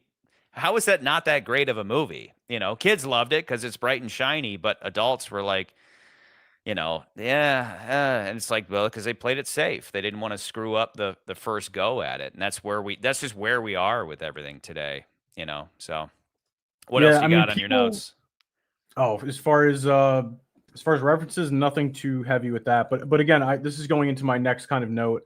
Um, when the trailer first came out, a lot of people were like, "Oh, this is exactly like Hitman." And to be honest, after playing through, it seemed like Hitman with training wheels. But Yeah. like I wanted more of a Hitman from it. At first, I thought that was going to kind of hinder it. Now that I played it, I was like, "Oh, I wish it was more Hitman." Hitman, they were great. I was great at locations. If you notice, like the worlds feel relatively alive. I think the Africa level is pretty good. That's very Hitman-esque, where it's kind of sandboxy. Vietnam was really Hitman-esque, but it just kind of only in locations and kind of worldness. It didn't really feel like you were given enough to do, and everything was really just on rails like the whole time, and it didn't do it for me that much. Did you play it a second time or just the one? I played the first time, and then I played like a little bit again, and I couldn't really get through it. That 4 hour like intro they were really padding time. Yeah, and you're not doing like I said, the first test that you have on that paintball course, both times I just ran through it, you know. And again, the rule of thumb for me is the moment that it says license to kill, I'm having a great time, you know. Yeah. Whereas is Hitman does Hitman allow you to be a little more creative and just Oh, I thinking mean, and how you're going to go absolutely, through with something? absolutely. Because Yeah, and this, like, even who was it that was saying that, like, all you have to do is just look for whoever you're going to eavesdrop on. You go and just listen to them. They tell you exactly where to go. And is that what you mean by rails, where it's just so just point to point to point to point yeah, without really and thinking? even specifically talking about the Africa level, I was thinking, oh, okay, like instead of this, I'll try to just I'll try to just steal money from people out of their pockets because you Yeah. need that 100K to get into the gun buying Yeah. bazaar thing, whatever it was. And I just later figured out it's like, no, I'm gonna have to do all of these. So it's not really the illusion of choice. It's just which one do you want to do first? You have to do all of them. So I was just kind of like, all right, okay, like I mean, it's nice as far as showcasing what they do, but it doesn't really serve the purpose of being able to do whichever one you want. It's like whichever one do you want to do first is really what I got from it. Yeah. So Mr. Sigma Um, says the Hitman levels are more open. Does that mean, like you yeah, said, a yeah, little more sandboxy rather than uh yeah, like with the mansion, the chess tournament mansion, the way that, there's like one. I mean, again, playing it a second time, it was like you could go left or right, and those are yeah, two yeah. different options. But does Hitman open it up even further, where Yeah, and it's I can't fault Bond for not having that. You can't be walking around like syringe people in the neck, knocking them out, dumping their body in like a refrigerator, and then like Yeah. there's certain constraints when you're dealing with a different IP, and it's Yeah. completely different feel. Like I understand that completely. And But Hitman as had been far as around forever. It's like they could yeah, eventually yeah, take chances. This is yeah, this yeah, is the first IOI game from a Bond game, and so they probably didn't want to screw it up. And it takes like 5 years to make it. So if you're going to put this much time into something, you're gonna want to hedge your bet and make it as accessible as possible. And that's the thing that everybody hates today. But it's like I was saying earlier. It's like you loiter for too long, and someone's like, "Oh, hey, yeah. did you try going to the balcony there?" You're like, "Fuck, I was going there." Like I was going to the balcony, and then you told me. So I get why they do it. It's just like inevitable. You can't not have these things today, I guess. Yeah, a lot of the I guess my next note was kind of within the levels themselves. I mean, what was that one movie you guys were talking to death about the product placement? It was wasn't Moonraker. It might have been Moonraker. I'm Moonraker. not. Yeah, it was Moonraker. I like Omega. I get it. I like Omega. It's cool. It's Bond and Omega. It's apple pie and vanilla ice cream. Yeah. But I mean, some of it was like I saw Coca-Cola in there randomly. At one point, I paused. There and I was was like, yeah. was that a Coca-Cola? There was a can? Like, Coca-Cola in his hotel room or whatever. Yeah, that's yeah. that's what it was. Yeah, I was kind of you know. surprised by that. That was funny. surprising, and I think it was the only one. I think that was the only Coca-Cola we saw, but it was Yeah, just like yeah. front and center. Ooh. The Jaguar, they tested it out early. If they put the new Jaguar in that everyone did not like, I don't think it would have been gone on well. Like Bond driving the new Jaguar, I don't know. But it's funny because in Q's workshop later, they have that prototype that they like basically got watched in like the commercials. I don't know if it was a Super Bowl ad or whatever it was, but people hated on the new logo and everything. But I just thought that was funny that they put that Yeah. like a little bit later in the game as to kind of I don't know. I don't really know what, but they did.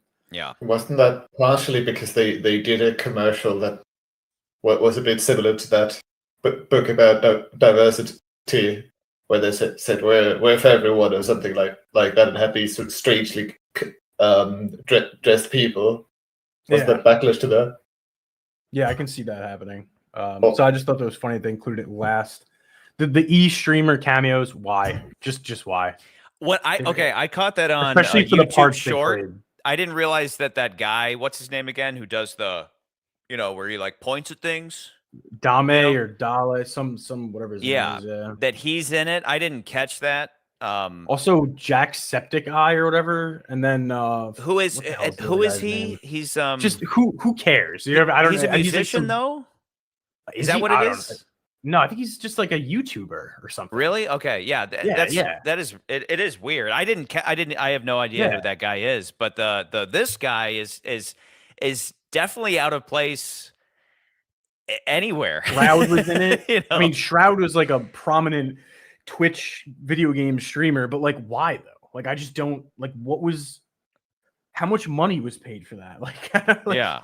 How much of their budget went into that? I don't know. Yeah, that's really weird because didn't that guy sell his likeness? The point at things guy. I have no idea. I think he sold his likeness, but it is weird. I almost when I caught that on YouTube Short, I was like, is this AI? No, this looks legit. This looks real. So, but I didn't catch beyond that. I didn't catch any other cameos. So, but I have no idea what they were thinking. But to your point about references to other Hitman games, that stuff goes over my head too. I'm sure a lot of stuff went over my head, but the Bond references typically don't. I'm just curious about the ones that I really missed, like Solmir was, or who was just saying. Solmir, were you just saying about the Kara? Yeah, that was me. Cello, yeah, like how Kara's mentioned in there. There's like some very obscure references to the movies. Oh, that went over my head. It didn't go over my head, but I don't know. The first playthrough was long, and I was just kind of like, it's just the folder in the corner of that mission just after you come back from Mauritania. So you probably missed that. Oh, so very obscure. Okay. Yeah. Fair enough. Yeah. Like have to read before we- everything obscure. Yeah. Yeah. Before we go on, I just want to take a brief second to mention I actually very much disagree with you on your point about this not being Hitman-like enough. I wish it was way less Hitman-like.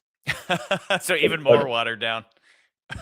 No, it's just because there's a lot of things about Hitman I dislike. A lot of it just feels like fake freedom, so to say. Fake freedom? Oh, I think Hitman's one of the more open. I don't want to digress about Hitman as far as, but in relation to Bond, like I know Bond to a certain extent, it's going to be an on the rails kind of thing. But just what I meant by the Hitman thing is, I wish it was more like Hitman in the ways that I think would be applicable or like would work for a Bond game. Not so much, the actual kind of like mechanics. I understand the mechanics are they're different. They're different than it. Well, let me ask you guys this. Would Hitman, like, okay, in almost every level, there's a vacuum that you turn on and that attracts somebody. it would be nice if that was one instance of the vacuum, and then the next time it's something else, and it's always something different. Does Hitman do that same thing, but does it have that mechanic repeated everywhere in the same Yes. object, or do they mix it up? No, there's boom boxes, vacuums. There's also like, let's say a character's like, oh, I have to take a photo of something. You can steal the camera, and they'll be like, where's the camera? We're looking around Okay. for this and that, or like that's more intricate, honestly. But it's a different kind of implementation. Yeah. But I would say there's always something to distract someone. Okay. In that vein. Yeah, Hitman mixing allows it for up a would have lot more. been nice, So Yeah. was that Reed? Hitman allows for a lot more variety. I think it would have been, especially since they talk so much about like Bond improvising in this game. I think a little more Hitman dynamics would have been cool because this was very linear as far as you had to do one certain thing.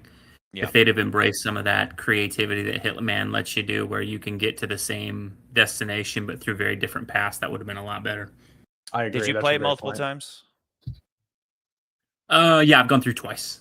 Okay. Yeah, just because from just playing it like 1.5 times, I saw that really what it came down to was just changing your loadout.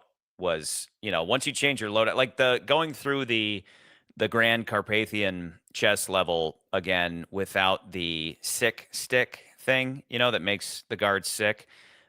Without that, I was a lot more limited, and I had to, like, for example, to get into the building in the first place, I had to eavesdrop on this woman talking about having hidden a press pass, and then I had to go find where she had hidden it, and then get in through the security system. Whereas before, I sticked one of the guards and climbed up a drain pipe to get into the building. So that's cool.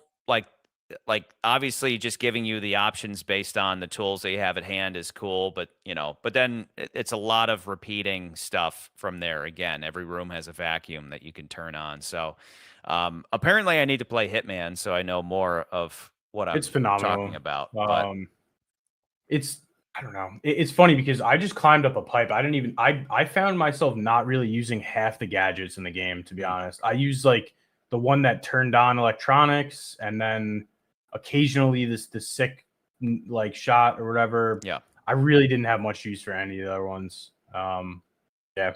I just started The using only the more cool offensive variation ones. they had during Yeah. one of the capture the flag ones, you can disobey the directions and just run back and not follow the course, and just run directly up the stairs and grab the flag. I did There's that every even time. dialogue acknowledging. That's I about never- the only one that you need. Yeah. Like Monroe every time would just say, well, I guess you can just run straight through. If it works, it works. And I just did that every time, even on That's the hardest first rule, difficulty. Charles. Remember, do the unexpected, right? They didn't expect it. They didn't expect it, and it is fun. I mean, that's the thing. I take the Daniel Craig approach because that's the most fun. So it's not as fun turning on a radio and then waiting for somebody to turn their back and then grabbing them. I like to hit everybody with the smoke bomb and then just go in and beat the shit out of all of them. Like that's more fun. And then when somebody sees that and the license to kill pops up and I just start ripping headshots, then I'm having fun. So, but what is in a few words, what's the difference between this and Hitman? Is it a mature rating? I think Probably. I mean, Yeah, Hitman has no reservations. I think with Bond, they're probably pretty strict on what you can and can't do. Yeah. Whereas Hitman is very loose with what's allowed in the games. Not a whole lot of restrictions on things. Obviously in Hitman, you're allowed to take out civilians and things like that. Whereas they're never going to let you do that in a Bond game. So It's also a Mr. game Segment purely says about here, he killing says being people. found out in Hitman is stressful as fuck. So why is that? Like here, you'd have like 15 guards descend on you, and you could potentially fight them off. But what makes it more stressful to be found out in Hitman?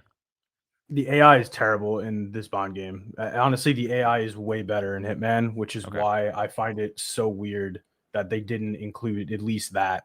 Like that would have been something that would have been boilerplate if I was like in the shoes of the developers. Like fine, like we can have our like differences about like location, assets being reused, but as far as like the AI and stuff like that, or like just the general pathing and modality of the AI that you deal with, like why wouldn't you just port that in? And it's like, Yeah. like for instance, in Hitman, if you throw a coin as a distraction and your enforcers or whatever you're trying to get by sees you do it, they'll remark and be like, "Oh, like you just tossed a coin. Like, what are you doing?" But in James Bond, you can kick a trolley, and not only will these guards not look where the trolley came from, they just basically turn blind and just start looking at the guy you kicked it's I found that to be so weird. Like, Yeah, it was like Ghostbusters moments. It was just like out of nowhere the thing goes and they don't go where they don't look Yeah. in the direction and go, "Oh my God, there's a guy." And that would happen. I mentioned earlier that same thing is going on even just in when you're taking somebody out. You would think that like Splinter Cell style, Bond would just choke him out and lay him down quietly, but you're making a ton of noise in close proximity to all these other bad guys. So Mr. Sigma says that Hitman is harder to kill everybody and you have less health. So it just sound again, the refrain going back again. It seems like they really wanted to make this as accessible as possible. On top of that, you have so they make it easy to play so that nobody plays it for 5 minutes and quits because it's too hard. But also, James Bond is the cute Bond, right? So it's like rated T for teen. I assume it is, right? Is this a teen rating? It's rated T for teen, and it's accessible so that we'll make more money because this is a property that can't fail. Like we cannot allow this James Bond property to fail. It just seems like they played it safe, and these days we just apparently just need to accept that. I want to know, kind of moving a little bit forward, I want to know, what do you guys think of Lenny Kravitz? I think he was the trailer played him as his main villain. Never like Did it really? his daughter. Yeah, I mean, you knew they were going to put him at the top of the bill. Like again, I Yeah. can't imagine how much money they spent on acquiring him as a talent. I never watched But, the trailer, so I wouldn't know, but that makes sense. should And Probably yeah, he's stick only to in one the mission. music.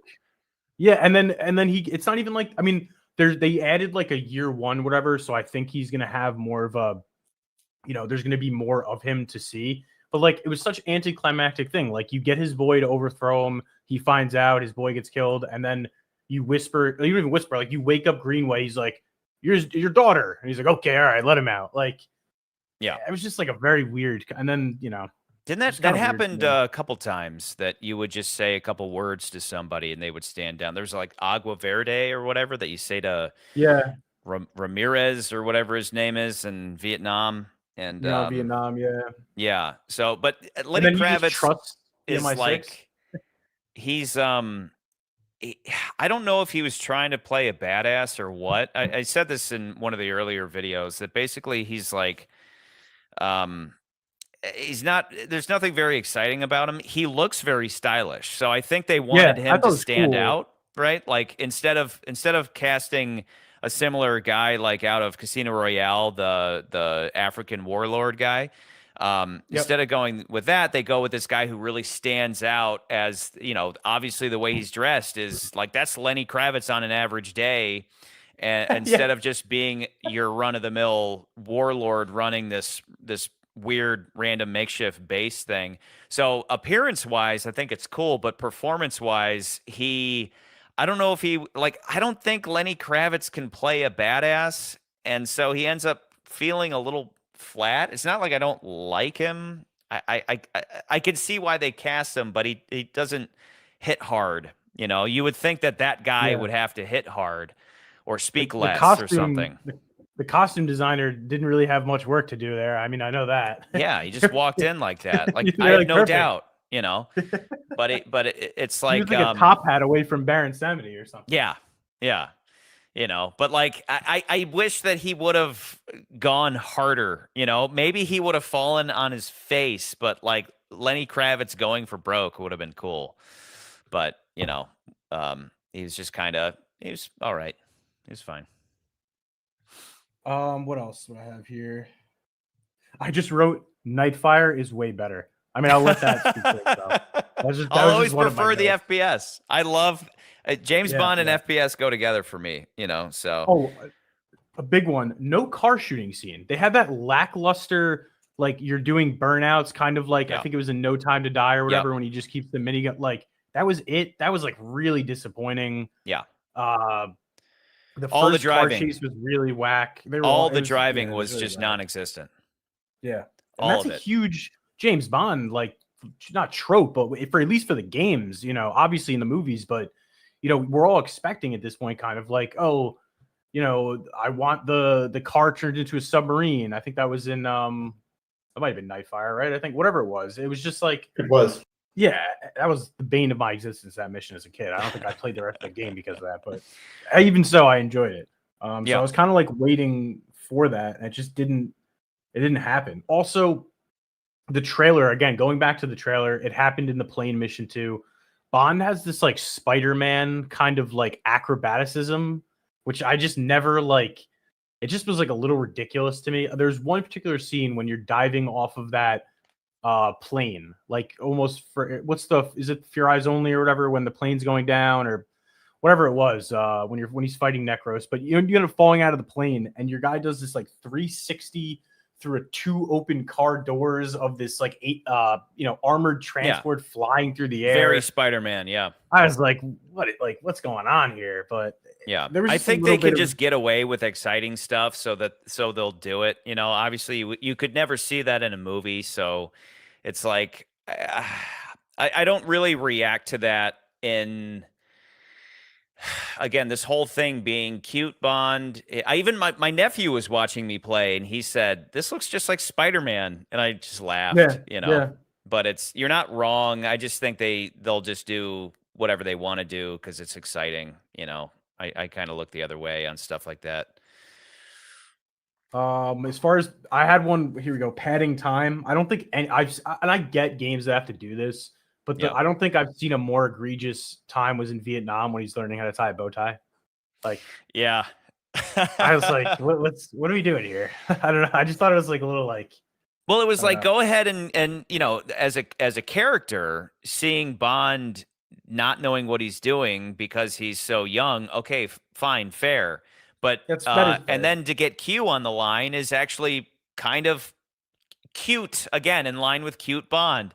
But then to make it interactive where it's like X, trigger, left, right, down, I'm like, why am I doing? Just have the cutscene and just have Bond just unencumbered by button mashing. Just go ahead and let Q teach Bond in a cutscene with no buttons. And that would have been fine, Yeah. It's awkward otherwise. And it's not difficult. Like those things, I've played Call of Duty games where I've died because I didn't react fast enough in those stupid cutscene / button mash moments. But I don't even know if they have a name for those, but they're annoying.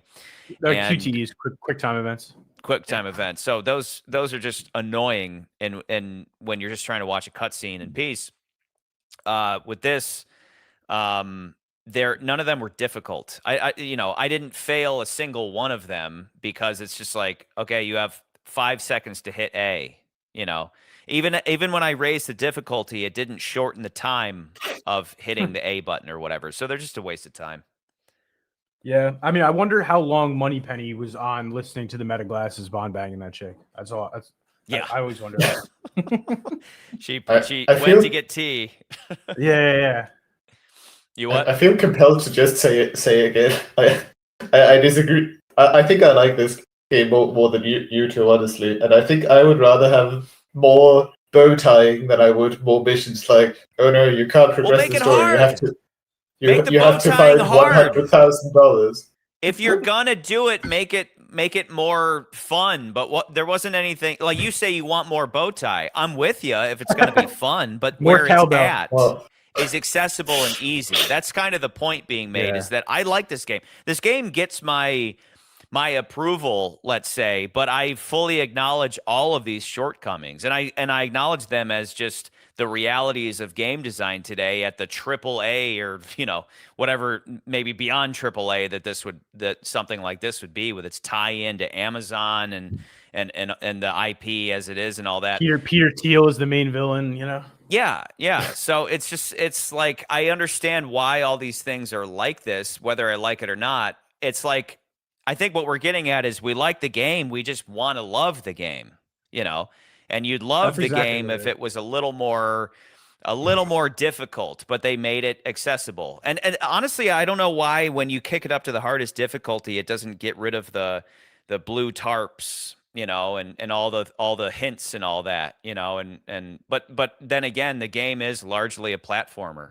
I'd say it's mostly a platformer more than anything else, which isn't the best for something like I, this. I, sup- I suppose I could ask briefly, do you like that you've not spent so much time grabbing onto ledges and cycling between them and jumping? That's what I mean. If it's That's a what I means just to said. if it's you know? a means to Yeah. something, I like it. I don't like just like random to having to do that a lot. But if it's an alternative way, or it's I don't want to just walk through the store. I don't want to steal the press pass. Like, I think the Bond that I want to see would scroll up the tailpipe or the tailpipe, the gutter or whatever. So it's it just depends. Like, there's certain the way they implement things. Again, like going back to Africa, it wasn't so much that like it was difficult. I was just thinking I wanted to do the game one way, which I thought, I could do, but they were like, you actually have to do it all the ways. It's like you can have any color you want as long as it's black. And I was just kind of, I don't know. I It just did felt a little bit too much like an Uncharted game instead of James Exactly. Bond at times. But Uncharted is better, which is so crazy to me. Like, especially because Uncharted's a decade plus ago for the good ones, and it blows it away, in my opinion. Well, Uncharted has puzzles, right? I've maybe played half the very first game, but so I don't know the whole series. But doesn't it have puzzles? So you're not just platforming. You're platforming wall solving puzzles, correct? Yes. And we went over the puzzles earlier. I only had 3 that actually like were fun, even though all 3 of them only lasted about 30 seconds or less. There was the fireplace one, there was the Webb's office one, and then there was like a numerical code one to get into a security office or something. But each of those only took like 30 to 45 seconds, and it's like, oh, that was cool. I hope there's more of that, and there really wasn't. And again, because I think then it would be too hard, and we also need to do some shooting. And this game is just kind of it's too. I think it's spread out to a fault where it doesn't master any one thing. Right? You're platforming, and then you're shooting, and then you're stealthing, and then you're driving, and you're doing mostly platforming, which isn't the most fun. Solving no puzzles, and driving for 30 seconds, and you know what I mean. And so there's like potential there for this style, this Hitman style, to work well with Bond. I just don't think we've seen it yet because this plays it too safe. We need a Master Quest mode. That's what we need. What's a Master Quest mode?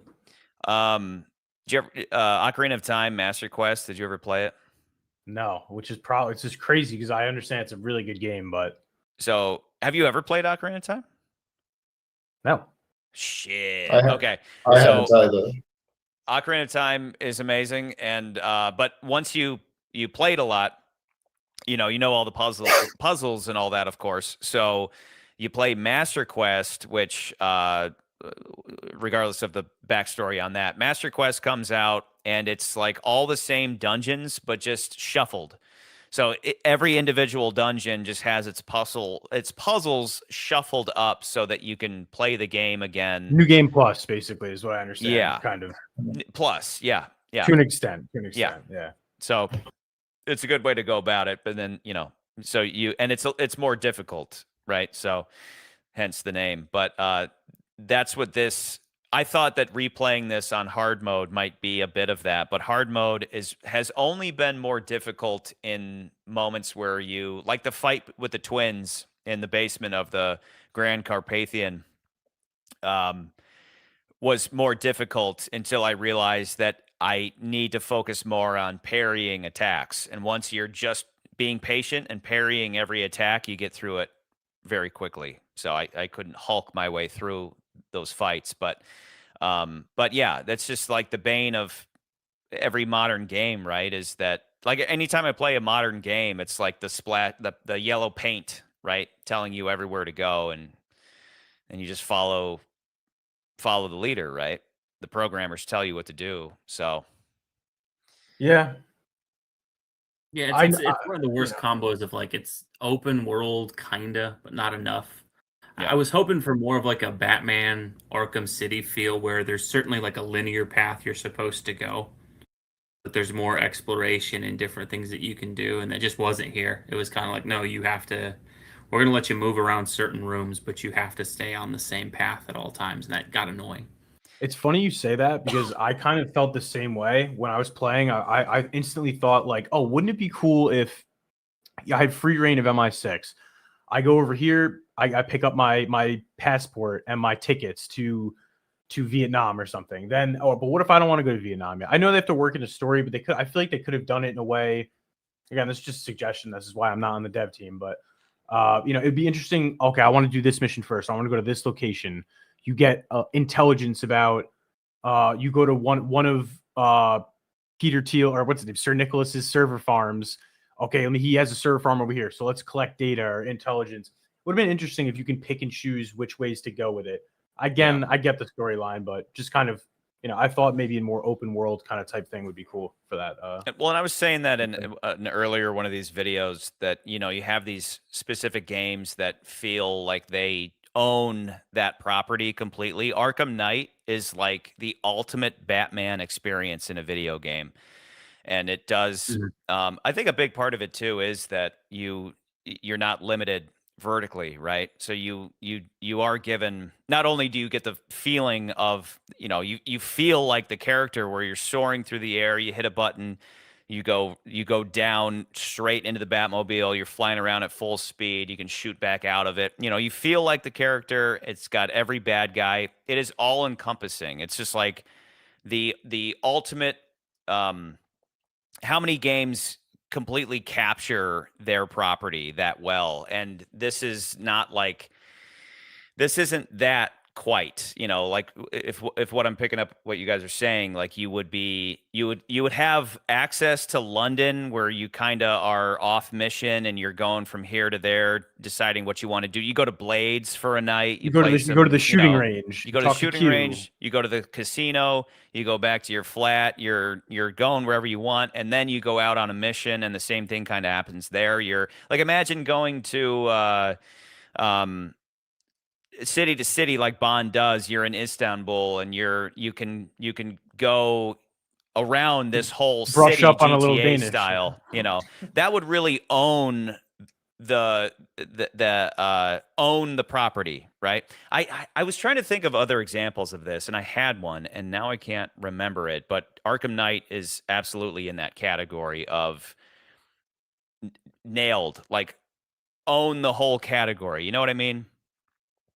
What other games are like that?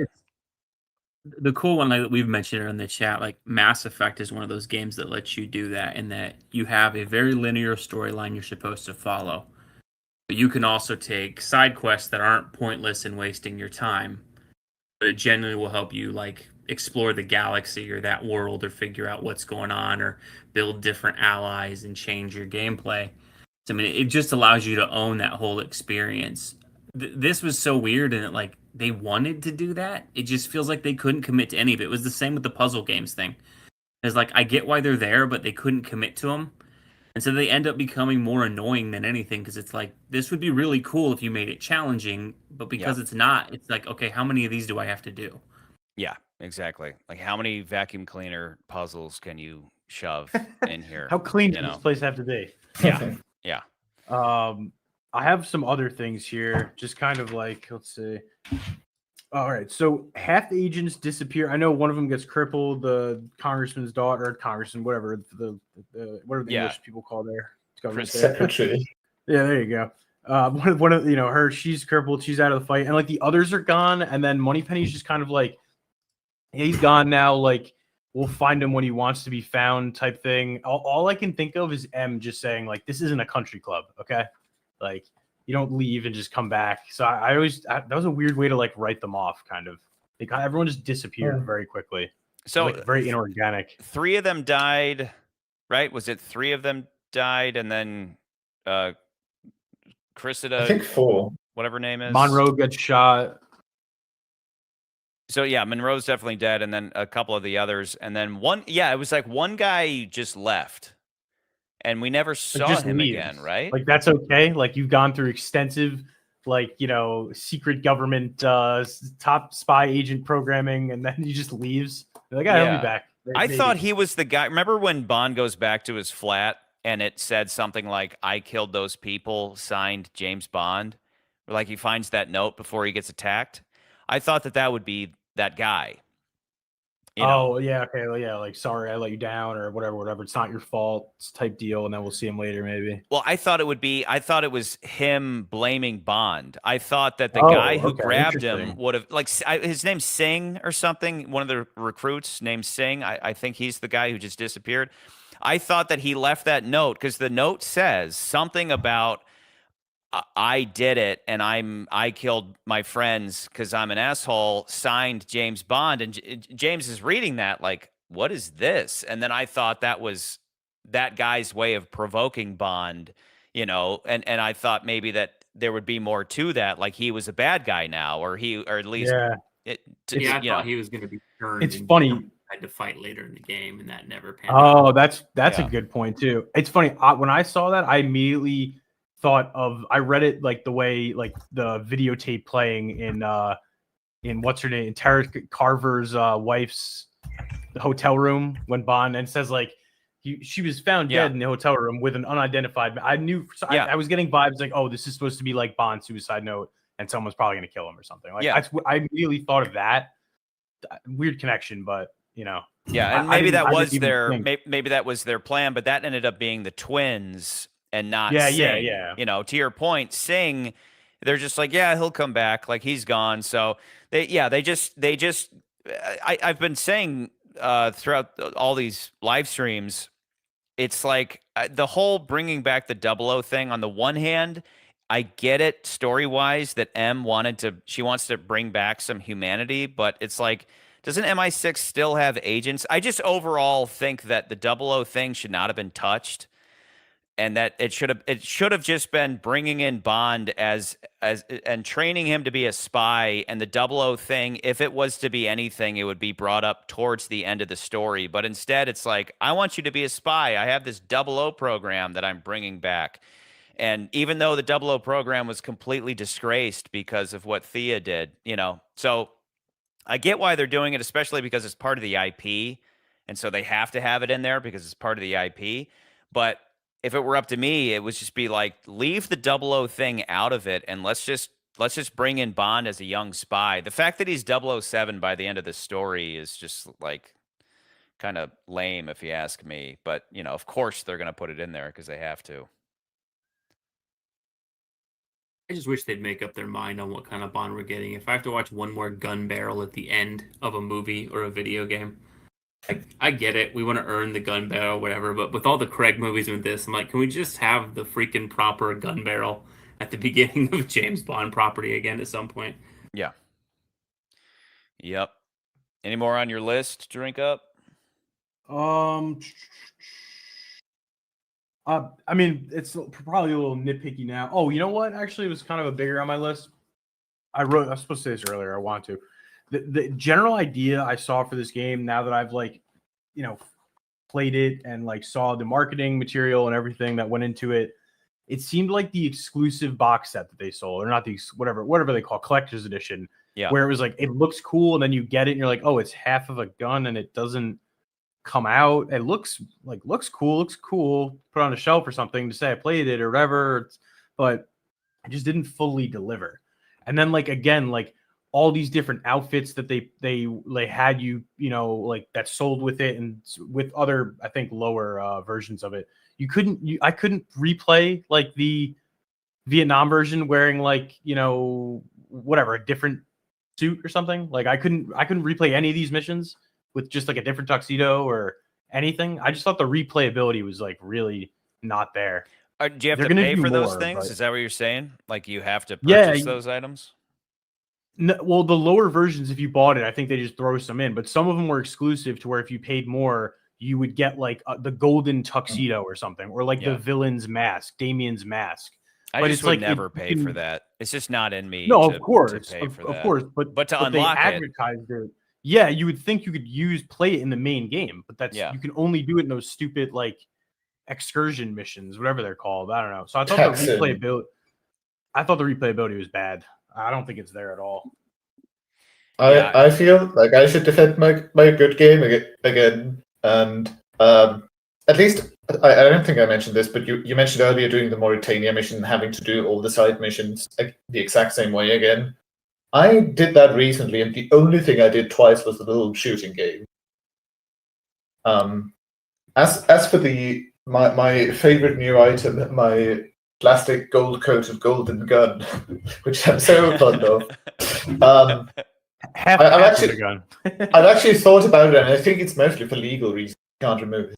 If you could remove it, it would be a toy gun, and they'd have to put one of those little ugly red orange Yeah.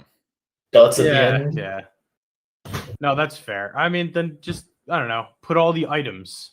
But that Sell it that plugs separately. into what we're saying. Is just like it's such a huge property that it's held back by things like that. Wouldn't it be great if you could remove the golden gun? Well, you can't for legal reasons. It's just like part of the whole spirit of this thing, of it being the first. Like, what are we going to be saying in 10 years when there's another 2 or 3 of these games from this same bond, same. I guess IOI might not be doing it next, or the same team might be off of it, but they're planning another sequel to this. And is it going to improve on it enough that all the things were like, all of us will be like, oh, this was such an improvement, it's so great, and they go, yeah, it's we could only afford to do that because we played it safe the first time around. It's kind of, that's what I'm thinking. That's where my head's at, is like, I can't help but think that in the future this will be the better version of this that we're looking for. But that's one of the signs of it, is they're maximizing profits by cutting a golden gun in half and shoving it into a display case. It's cool, but it's held back. It's held back. Everything's held back a little bit. I will say this though. I don't mean to trash the game the whole time. Like, but again, this is kind of like a double-edged sword here. But when I finished the game, and it's kind of weird. It's one of the only games I've really played where like the game itself wasn't that good. Excuse me. But I said to my friend, like, oh, you know what? The sequel's probably going to be good. Like, I'm like, this was a good game. The sequel's probably going to be better. I mean, obviously, like years down the line, you get better tech, you get better, maybe writers, whatever it is, casting agents. But the idea of teasing Spectre, if they go take that in the right way, I feel like that could be very cool. So was we've it never really teased? seen Spectre? Was Yeah, Spectre teased? I mean, explicitly no, but like what other organization would she be from that they'd be teasing it like that? You know what I mean? Like explicitly no, but like Yeah. implicitly that. I would say yes. Yeah, Isola. Yeah, I get that. And we still have this. We have the DLC or whatever. Like, I still think that'll probably have to do with Isola, because that's the main thing. Mr. Sigma says, you think they're going to do the brothers BS again? Yeah. Bringing cute Bond has a twin brother who turns out to be, or Monroe's not dead. Monroe's gonna be Blofeld. Oh God. Is my old roommate, my brother. You were my brother. We're not so different, you and I. Yeah.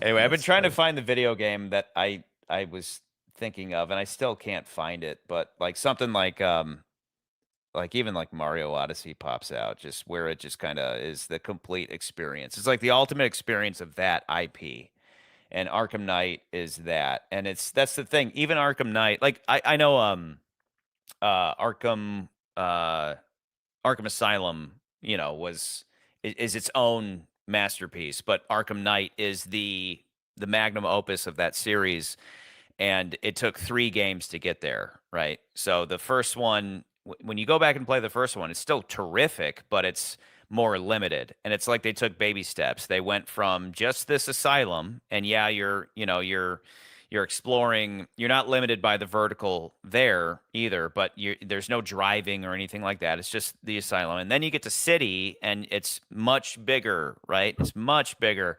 And then you get to Arkham Knight, and it ties everything together in the ultimate Batman experience that I don't know how they could ever top. And so maybe that'll be the same thing here. And this is just the first step towards some kind of ultimate James Bond video game that is just like, but that costs so much money that's why they take the baby steps to get there. So that's my optimism there, because this game is fun. Like I said, this game gets my seal of approval, but it's not some game. It's not breaking any new ground, and I understand why, and so that's where it's just like more about the story than anything else. And I think we had a decent bad guy, especially because now everything has to be about AI, right?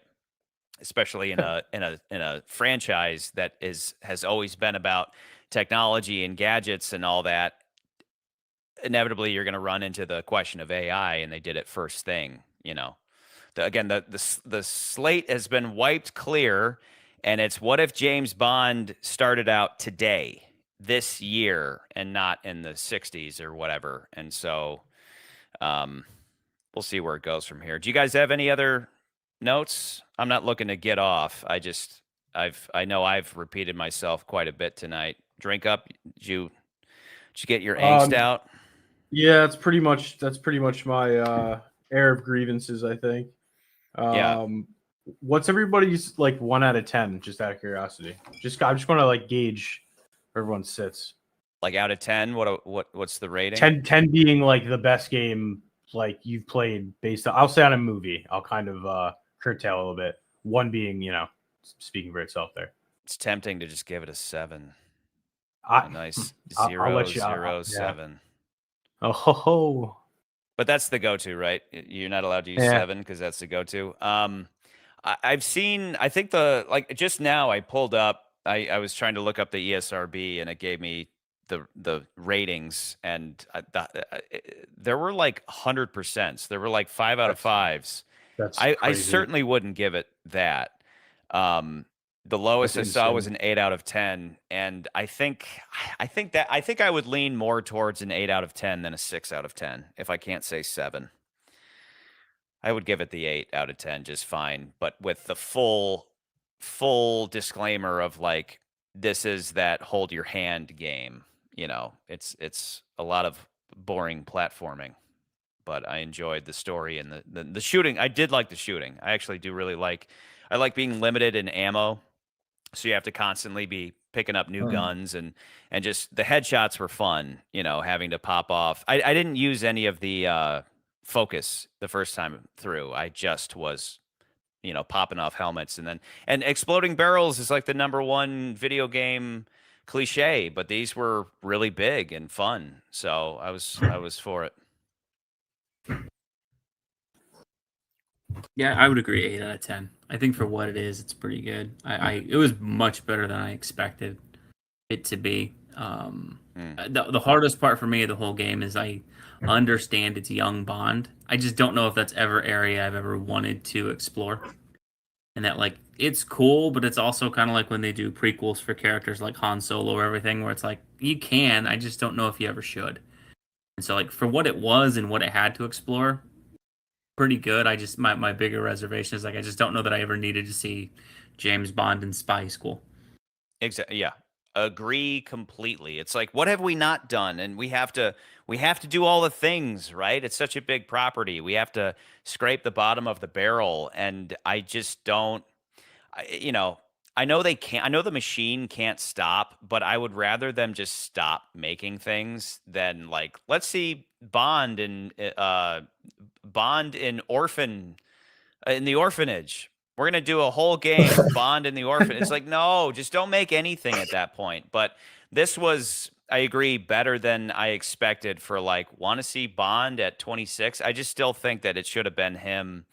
The whole 00 thing was like, I don't know if maybe you heard at the beginning of the stream, Reed, I read your comment. You were talking about the Han Solo thing. And I was saying how if he's going to be given the number, how do you get to 7 if you don't do it the way they did it?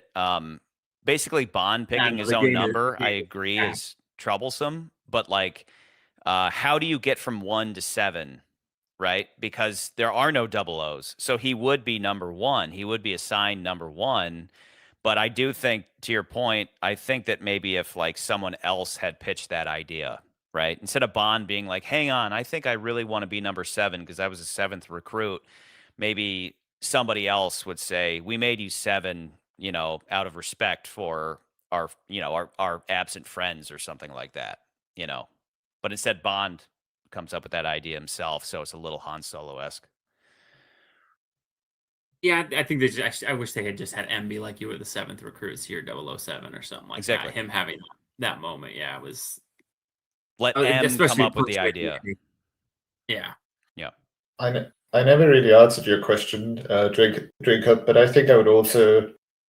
I could go with an 8 or 9 maybe. I have this impression that sometimes when that I play games like these that I really, really like, and then I just have this very, very long list of criticisms I don't have for games that I don't care that much about.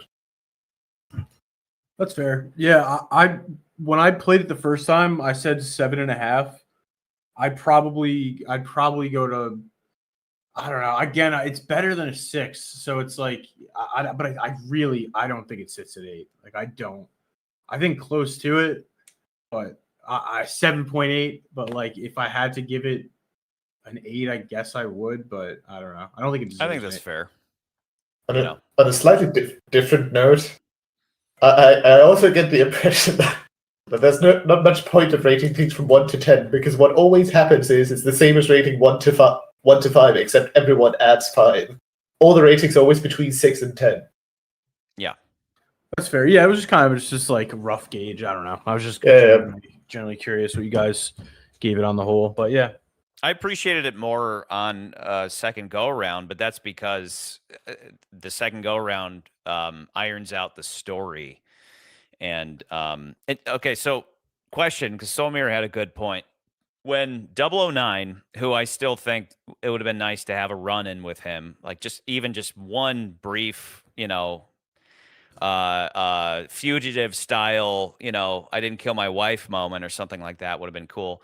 Somir was talking about how I guess he changed his name. I might as well be consistent so you guys know what I'm talking about. Mr. Unknown Cake Lover pointed out how 009 flees the Grand Carpathian, Bond chases him, and then he drives into an airplane while being defended by 100 mercenaries.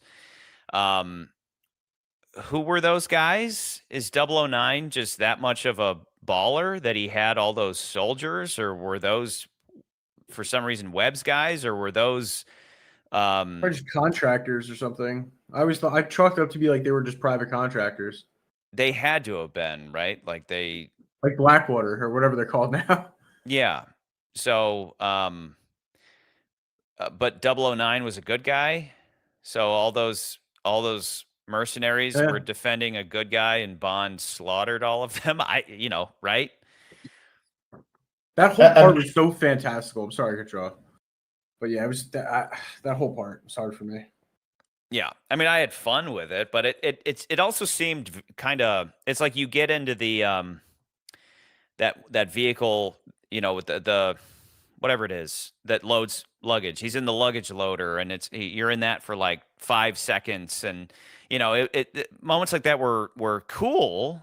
But I'm looking at it going, this moment would be so much more badass in a movie where these things are actually happening. In a video game, you want it to be protracted a little bit so that you can kind of play out those segments.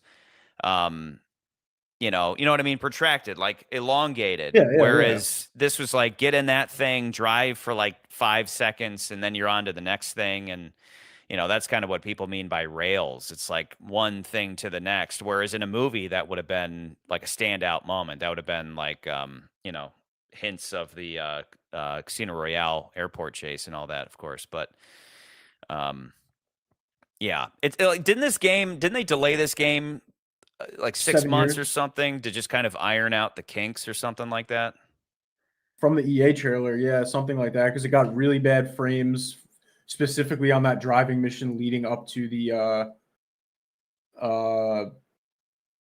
plane mission and everything. I don't know. People bumped up that scene to be so exciting. It was very exciting, but like people thought it was so exciting. It was the first time you shoot a gun in 4 hours. Yeah. Like minus the paintball gun. So it was just like, Yeah. I wish they eased into it maybe a little more before they went into this like Mission Impossible, almost quite literally. You're like on the plane at like 400 miles an hour standing on the runway. And it was just like, it was a little bit like ham-fisted the way they kind of did everything. Yeah, I totally get that. Again, you can get away with a lot more in video games, but this is the cute Bond. This is the cute video game Bond. So I think the message of the night is that I certainly would not have spent $70 on this. No way. If I had bought this on sale, I'd be like, that was really fun. But apparently I promised y'all that I would do this. But that being said, regardless of cost or any of that, I think if you're a Bond fan, I think you're gonna have fun playing this, regardless of the blue tarp and all that stuff. I think it's my style of play is Hulk-esque, and I prefer the shoot 'em ups, and so you can do a lot of that in this. And I had fun in those moments. If it were up to me, the whole game would be like that. But that's because I grew up on Nightfire and all that. That's my cup of tea. The moment it moved, I remember Everything or Nothing coming out and seeing Bond in third person for the first time, and I was like, no, I don't want that.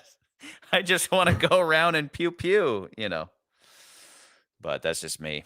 So, you got anything Nothing else, was great. boys? I think that covers it. I can't speak for everyone else, but I mean, I'm certainly we're almost at 3 hours. Might as well go a little bit more if you got anything. What were you going to say is pretty great? oh no, I was just saying Everything or Nothing. I thought was great, honestly. Oh, Mr. it Sigma was says jarring. You got to see but- Brosnan's face though, so that made it more special. That was something that was I guess what's so weird about games like this is how you can have all these characters that are clearly designed just for the game, but then you bring in these celebrities. It's such an odd practice, It's such a weird thing. Like, how many more people are buying this because it has Lenny Kravitz in it? You know what I mean? Like, how much star power did they get out of Lenny fucking Kravitz versus just creating a new character, Like, even bringing in Patrick Gibson, it's like, do they need to have because he's cute. He's not handsome. He's cutesy. He's got the scar, which is cool, but it's like, how different would this game be if they just designed a Bond purely from imagination rather than casting a person to then look like him, as opposed to somebody who will play him, but then be, puppeted over. You know what I mean? It's such an odd practice. I get it, but it's weird. No, it doesn't really add anything to the game, to be honest. It's just a weird metric altogether to establish, because like you get trapped in the image of that one person, but then like Patrick Gibson was okay, but like he's just not James Bond. Like it's not a bad thing, but like Bond is a very there's a definitive type that fits Bond, and this just isn't it. And so you're like, what was the point of that? What could you not have accomplished just with a model? Like, I mean, if you look at Arkham did such a great job of like a amalgamated version of Batman. Exactly. It kind of fit perfectly. To have an amalgamated James Bond with the scar would have been, I guarantee that's something that fans would have voted for, but it's as if you need to have that person there so that they can go on press tours or something, but like, I'm not watching any of that crap. I don't care about. I mean, I'm sure plenty of people do care about that, but I don't care about that. Just give it to some mocap expert and like what's his name? Who's like the main guy who like the mocap celebrity who plays like he played Indiana Jones, whatever his name is, and he's in everything.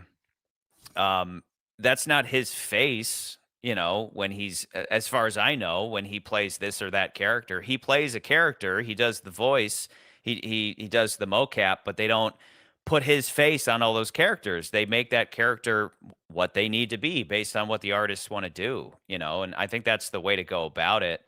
And then occasionally one of these games brings in like Kevin Spacey or something, and be a funny pick, huh? yeah, it's like it's weird. But to do that with Bond when you had the potential to just let's do like everybody would love to. I'm sure everybody would love to see like an amalgamated Bond. But then again, this isn't amalgamated 35-year-old Bond. This is little kid Bond. So I don't know.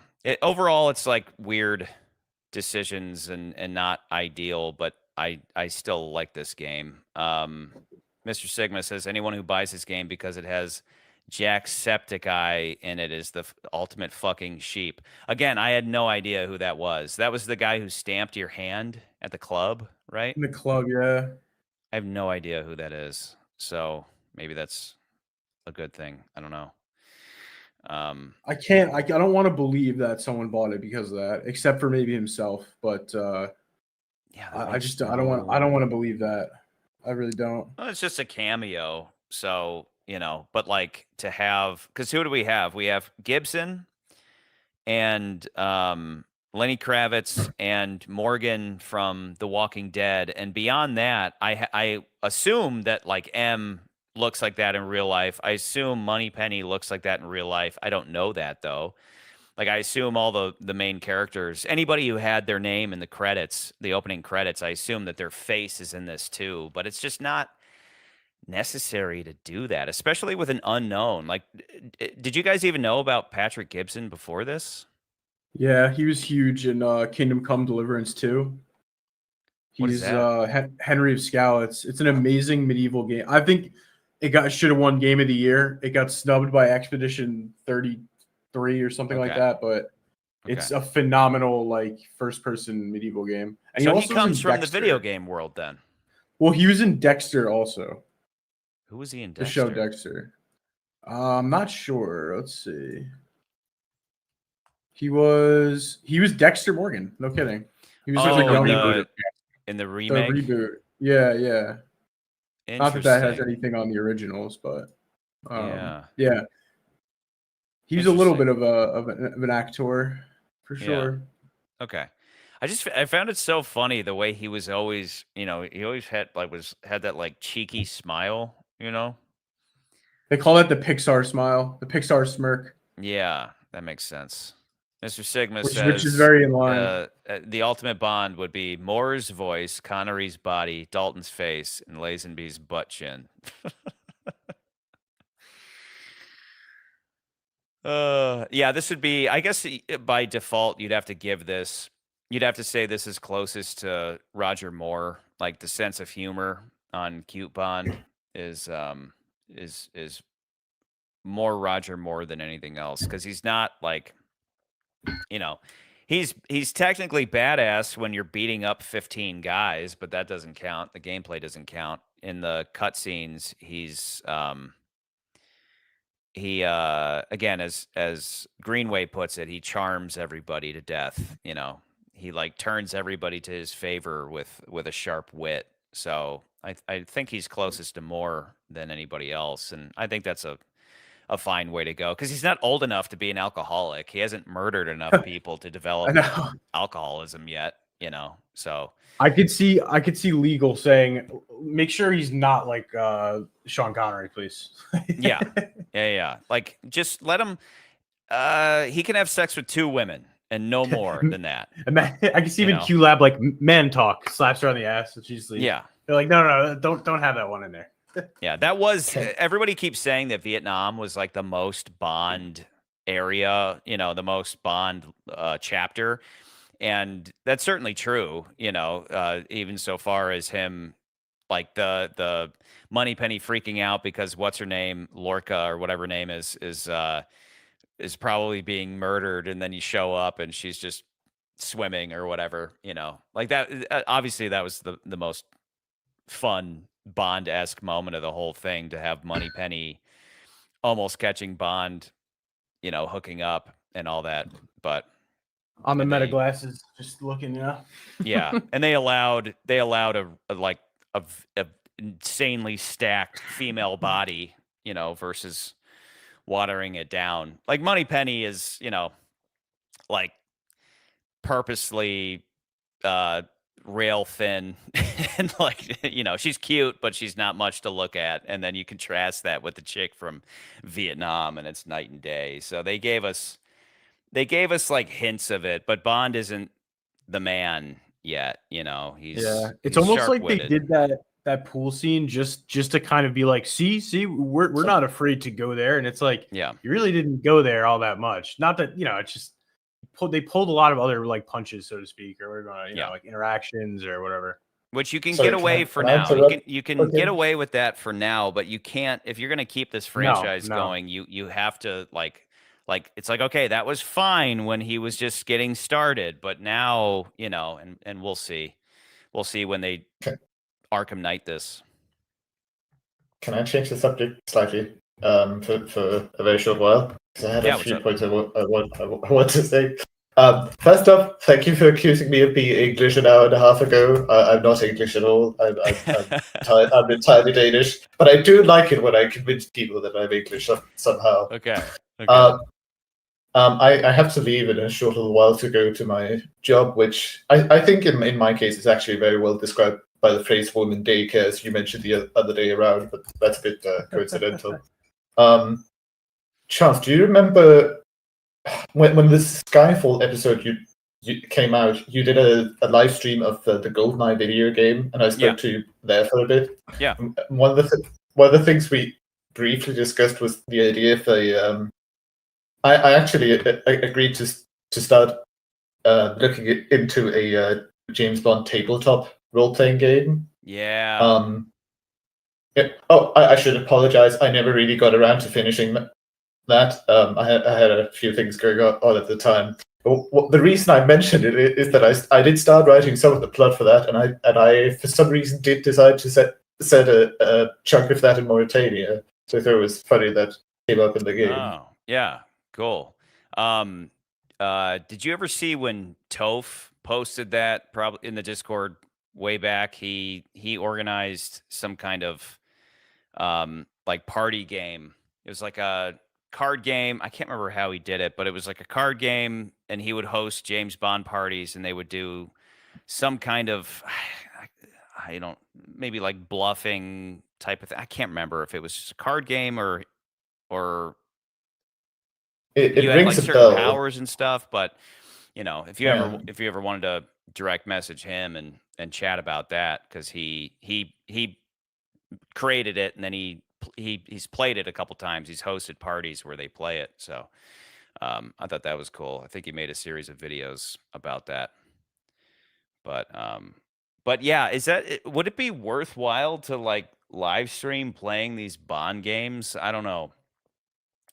Yeah, in the next 10 years, when the next one comes out, you can live stream it. Yeah, because I was talking about how today I bought all the old Bond games, like all. Oh, of them. that would be if you like an emulator or whatever. Or just like on Xbox. Like I just cool. dropped a bunch of money on GameStop buying. Like even like I never played the From Russia with Love game, so I don't know if pretty anybody good. wants to. That was Connery's last technically his last stint as Bond. Yeah, he voiced it, right? So yeah, it's a good game. Until they start to I'm AI not sure if Love everybody. and Bloodstone would be ones that would be worth it for sure. Yeah, because I bought like Nightfire would be at the top of that list, I would say. Yeah.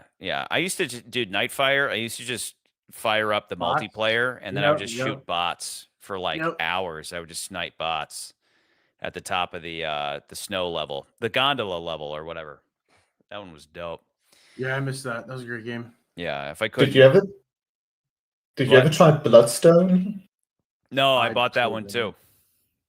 I bought everything I Oh. never played, in my video Yeah. game blip when I didn't play for years. So Was that the Infinity Ward one, or was that Quantum of Solace? One of them was done by the same guys who did COD. I know that. That was Quantum of Solace. That was Quantum of Solace? Bloodstone is third person. I can't remember who did that, but it had a unique story at least. So that was fun. Was that the one where you? No. Okay, I'm just looking at this now. This looks interesting. There was one where you are like, you like work with all the villains or whatever it was. I forgot the name. Oh, of it. Is that that's Legends? No. That's GoldenEye Rogue Agent. Rogue Agent. Ah, yeah, okay. yeah. That was Well, you are a action bad guy, right? Like you're, Yeah. and you have the eyeball thing, and you have different powers, and That's right. Yeah. yeah, I think that's That was an interesting McCurdy's one. favorite. He always talks about that one being, Interesting premise for sure. yeah.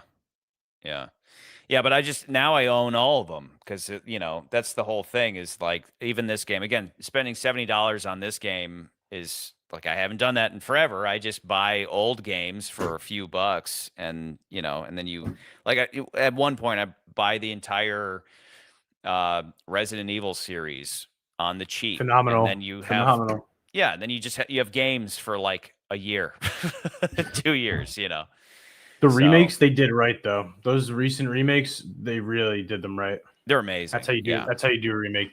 Mafia, that when they redid Mafia and Resident Evil, those are the two games that always stand out as some of the best remakes in gaming, Good. in my opinion. Because I just bought Mafia. I just bought the trilogy because it Yeah, was you like did $10. well because it's you know? fire. Those are amazing games.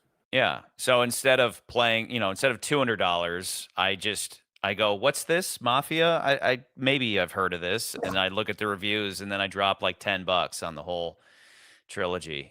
Just because I missed out on all that. So versus, And what they're I still did. going to hold up. They absolutely, I mean, obviously now more than ever with the remaster, but like they even so, they'll hold up. Yeah. So, all right, boys, that's the 3-hour mark. Any last words on First Light?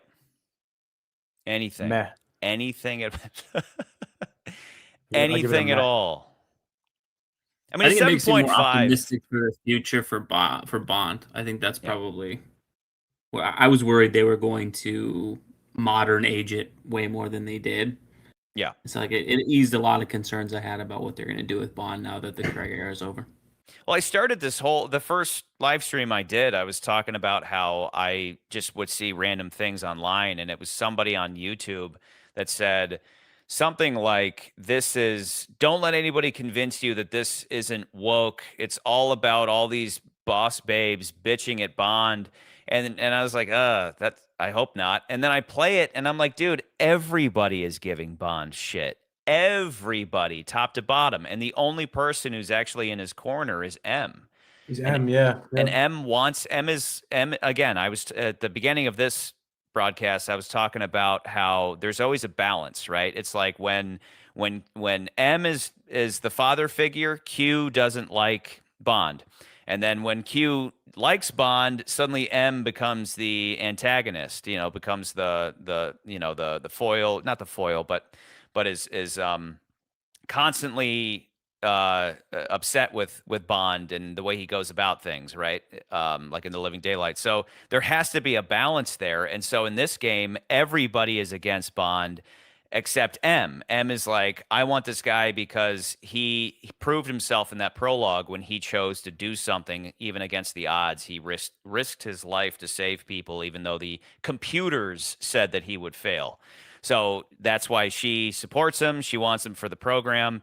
And then because of that, everybody else thinks he's getting special treatment. And so they shit on him. And it's not just Moneypenny. It's not just Ponsonby. It's not just anybody in MI6 or any of these recruits. It's like well motivated. So I think people have a tendency to see that they're very sensitive about these things, and we all are, because we want it to be good, and we don't want to think that our precious properties have been overtaken by the idealists who are going to change it. They're gonna piss on the property because they don't understand it, and they only care about the optics because it makes them feel good or whatever. So oh no, women are being mean to Bond.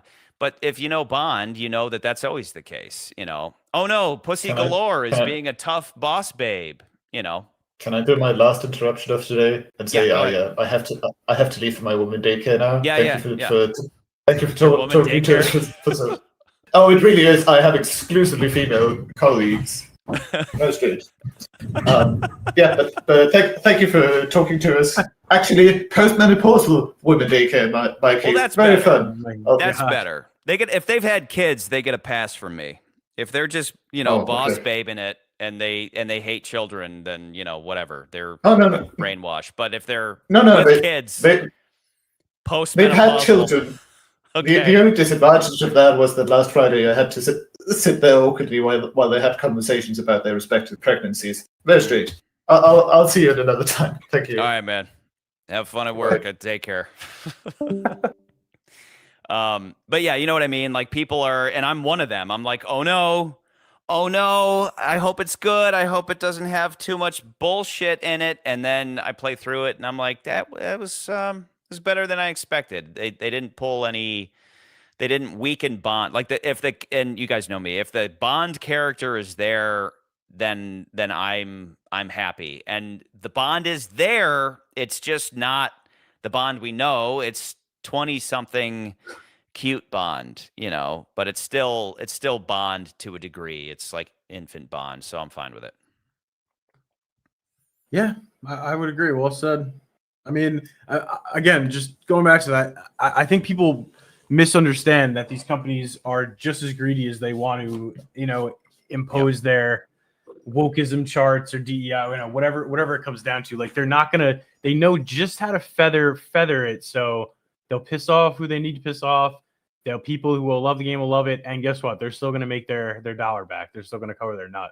So, as much as they'd love to probably put more in, I think they know that we especially with this IP that we will fare better if we lean more into what is traditionally Bond and is more or less a traditionally man occupied field or IP or whatever you want to call it. Yeah. And that's the thing. Even when we get comments all the time from women that are just like, I agree with you guys. I want Bond to be Bond and not be, weakling man. But even the movies go through the same cycle of, we talk about it in several episodes. It's like you have a really popular movie and everybody loves it, but then certain people go, I just don't like that he has sex with all these women, and then they make one where Bond is Mr. Nice Guy and it doesn't hit as hard, and then eventually they bring it back. And so here we have a decent go at it. It's different, but I've always been okay with different so long as the character's there, and he's there. Yeah, he's He not was an more there in alcoholic this yet, but movie. he's there. God damn it! So yeah, he needs to have a couple more of those martinis. Hopefully, she put him on to that shaken not stirred. He'll order more of those in the future. Exactly. Something will happen. Some dark event will happen in the future, and then he'll hopefully go full hitman at that point and start stuffing people in freezers or whatever. Blofeld's gonna mug him in the alley as a kid, kill his parents. Yeah. I still think the no killing people thing. I don't know if you guys were here when I was talking about that, but there was a moment where I was in the snow level.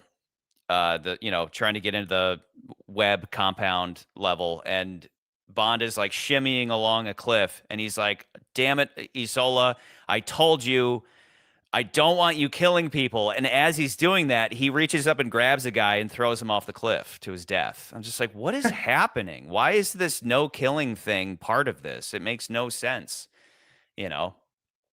No, when you've got an IP where the character's famous for the license to kill, you cannot do the Batman no kill roll stuff. You can't. Was so misplaced. You can have him Especially feel 'cause bad you're- in the beginning. You can have that moment where he's like, "Oh my god, I just killed somebody," and you can maybe develop that. But him saying by the end of it, after he's mowed down thousands of people, it's going to be, well, Isola, you can't kill anybody. Why?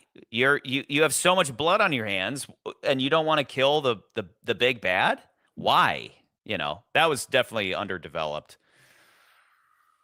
Yeah, it's one of those things where narratively they wanted to put something in, but it does not match the world of the video game. And it's like if the game had made you take steps the whole game that you're not supposed to kill, then maybe that moment makes sense. But when they're letting you mow through people for 90% of the game, then you can't have that moment. Yeah. Plus, Bond technically doesn't have a license to kill. So if the whole game he couldn't kill anybody and he had to only knock them out, it wouldn't be as fun of a game. I would have a lot less fun if I wasn't able to kill. But Bond isn't a 00. He doesn't have a license to kill. That's true. So they could have, maybe that was an idea they had where they were like, ooh, part of the story is that he doesn't kill people because he feels bad about killing that one guy, but also he's not a 00 yet. And then somebody went, hang on, You're gonna make a whole fucking Bond game where you can't kill people? Are you out of your mind? You know, and yet that was already in the script or something. But I just think it by the end, that's the second to last mission, and it's really awkward that he's mad at her for that. You know, so but I'm just again. Rule of thumb for me is if it says license to kill at the top of the screen, I'm having a really good time. And otherwise, I'm kind of having a good time, you know. So, Yeah. Anything else, boys? I think that covers it. All Yeah, right. no, that covers a lot. I'm anticipating the future James Bond games. The retro Yeah, perspective, the playing the old ones. I mean, that'd be, Yes. you know, that'd be fun if you guys want to do this again and just chit chat about those. I'm Yeah, certainly for not sure. against it. For sure. So, but yeah, Reed, hit me up if that Discord thing doesn't work after do. this. Will do. But yeah, let's try to do this again. Now I own all the games, so would be fun. But otherwise, yeah, play this game, but Or don't. don't spend a lot of money on it. But you might like it. So cool. All right, guys, I'm gonna end the All stream right. there. Take care. All right, Yeah. see you dudes. Pleasure. Thanks for having me on. Take care. Certainly. Later.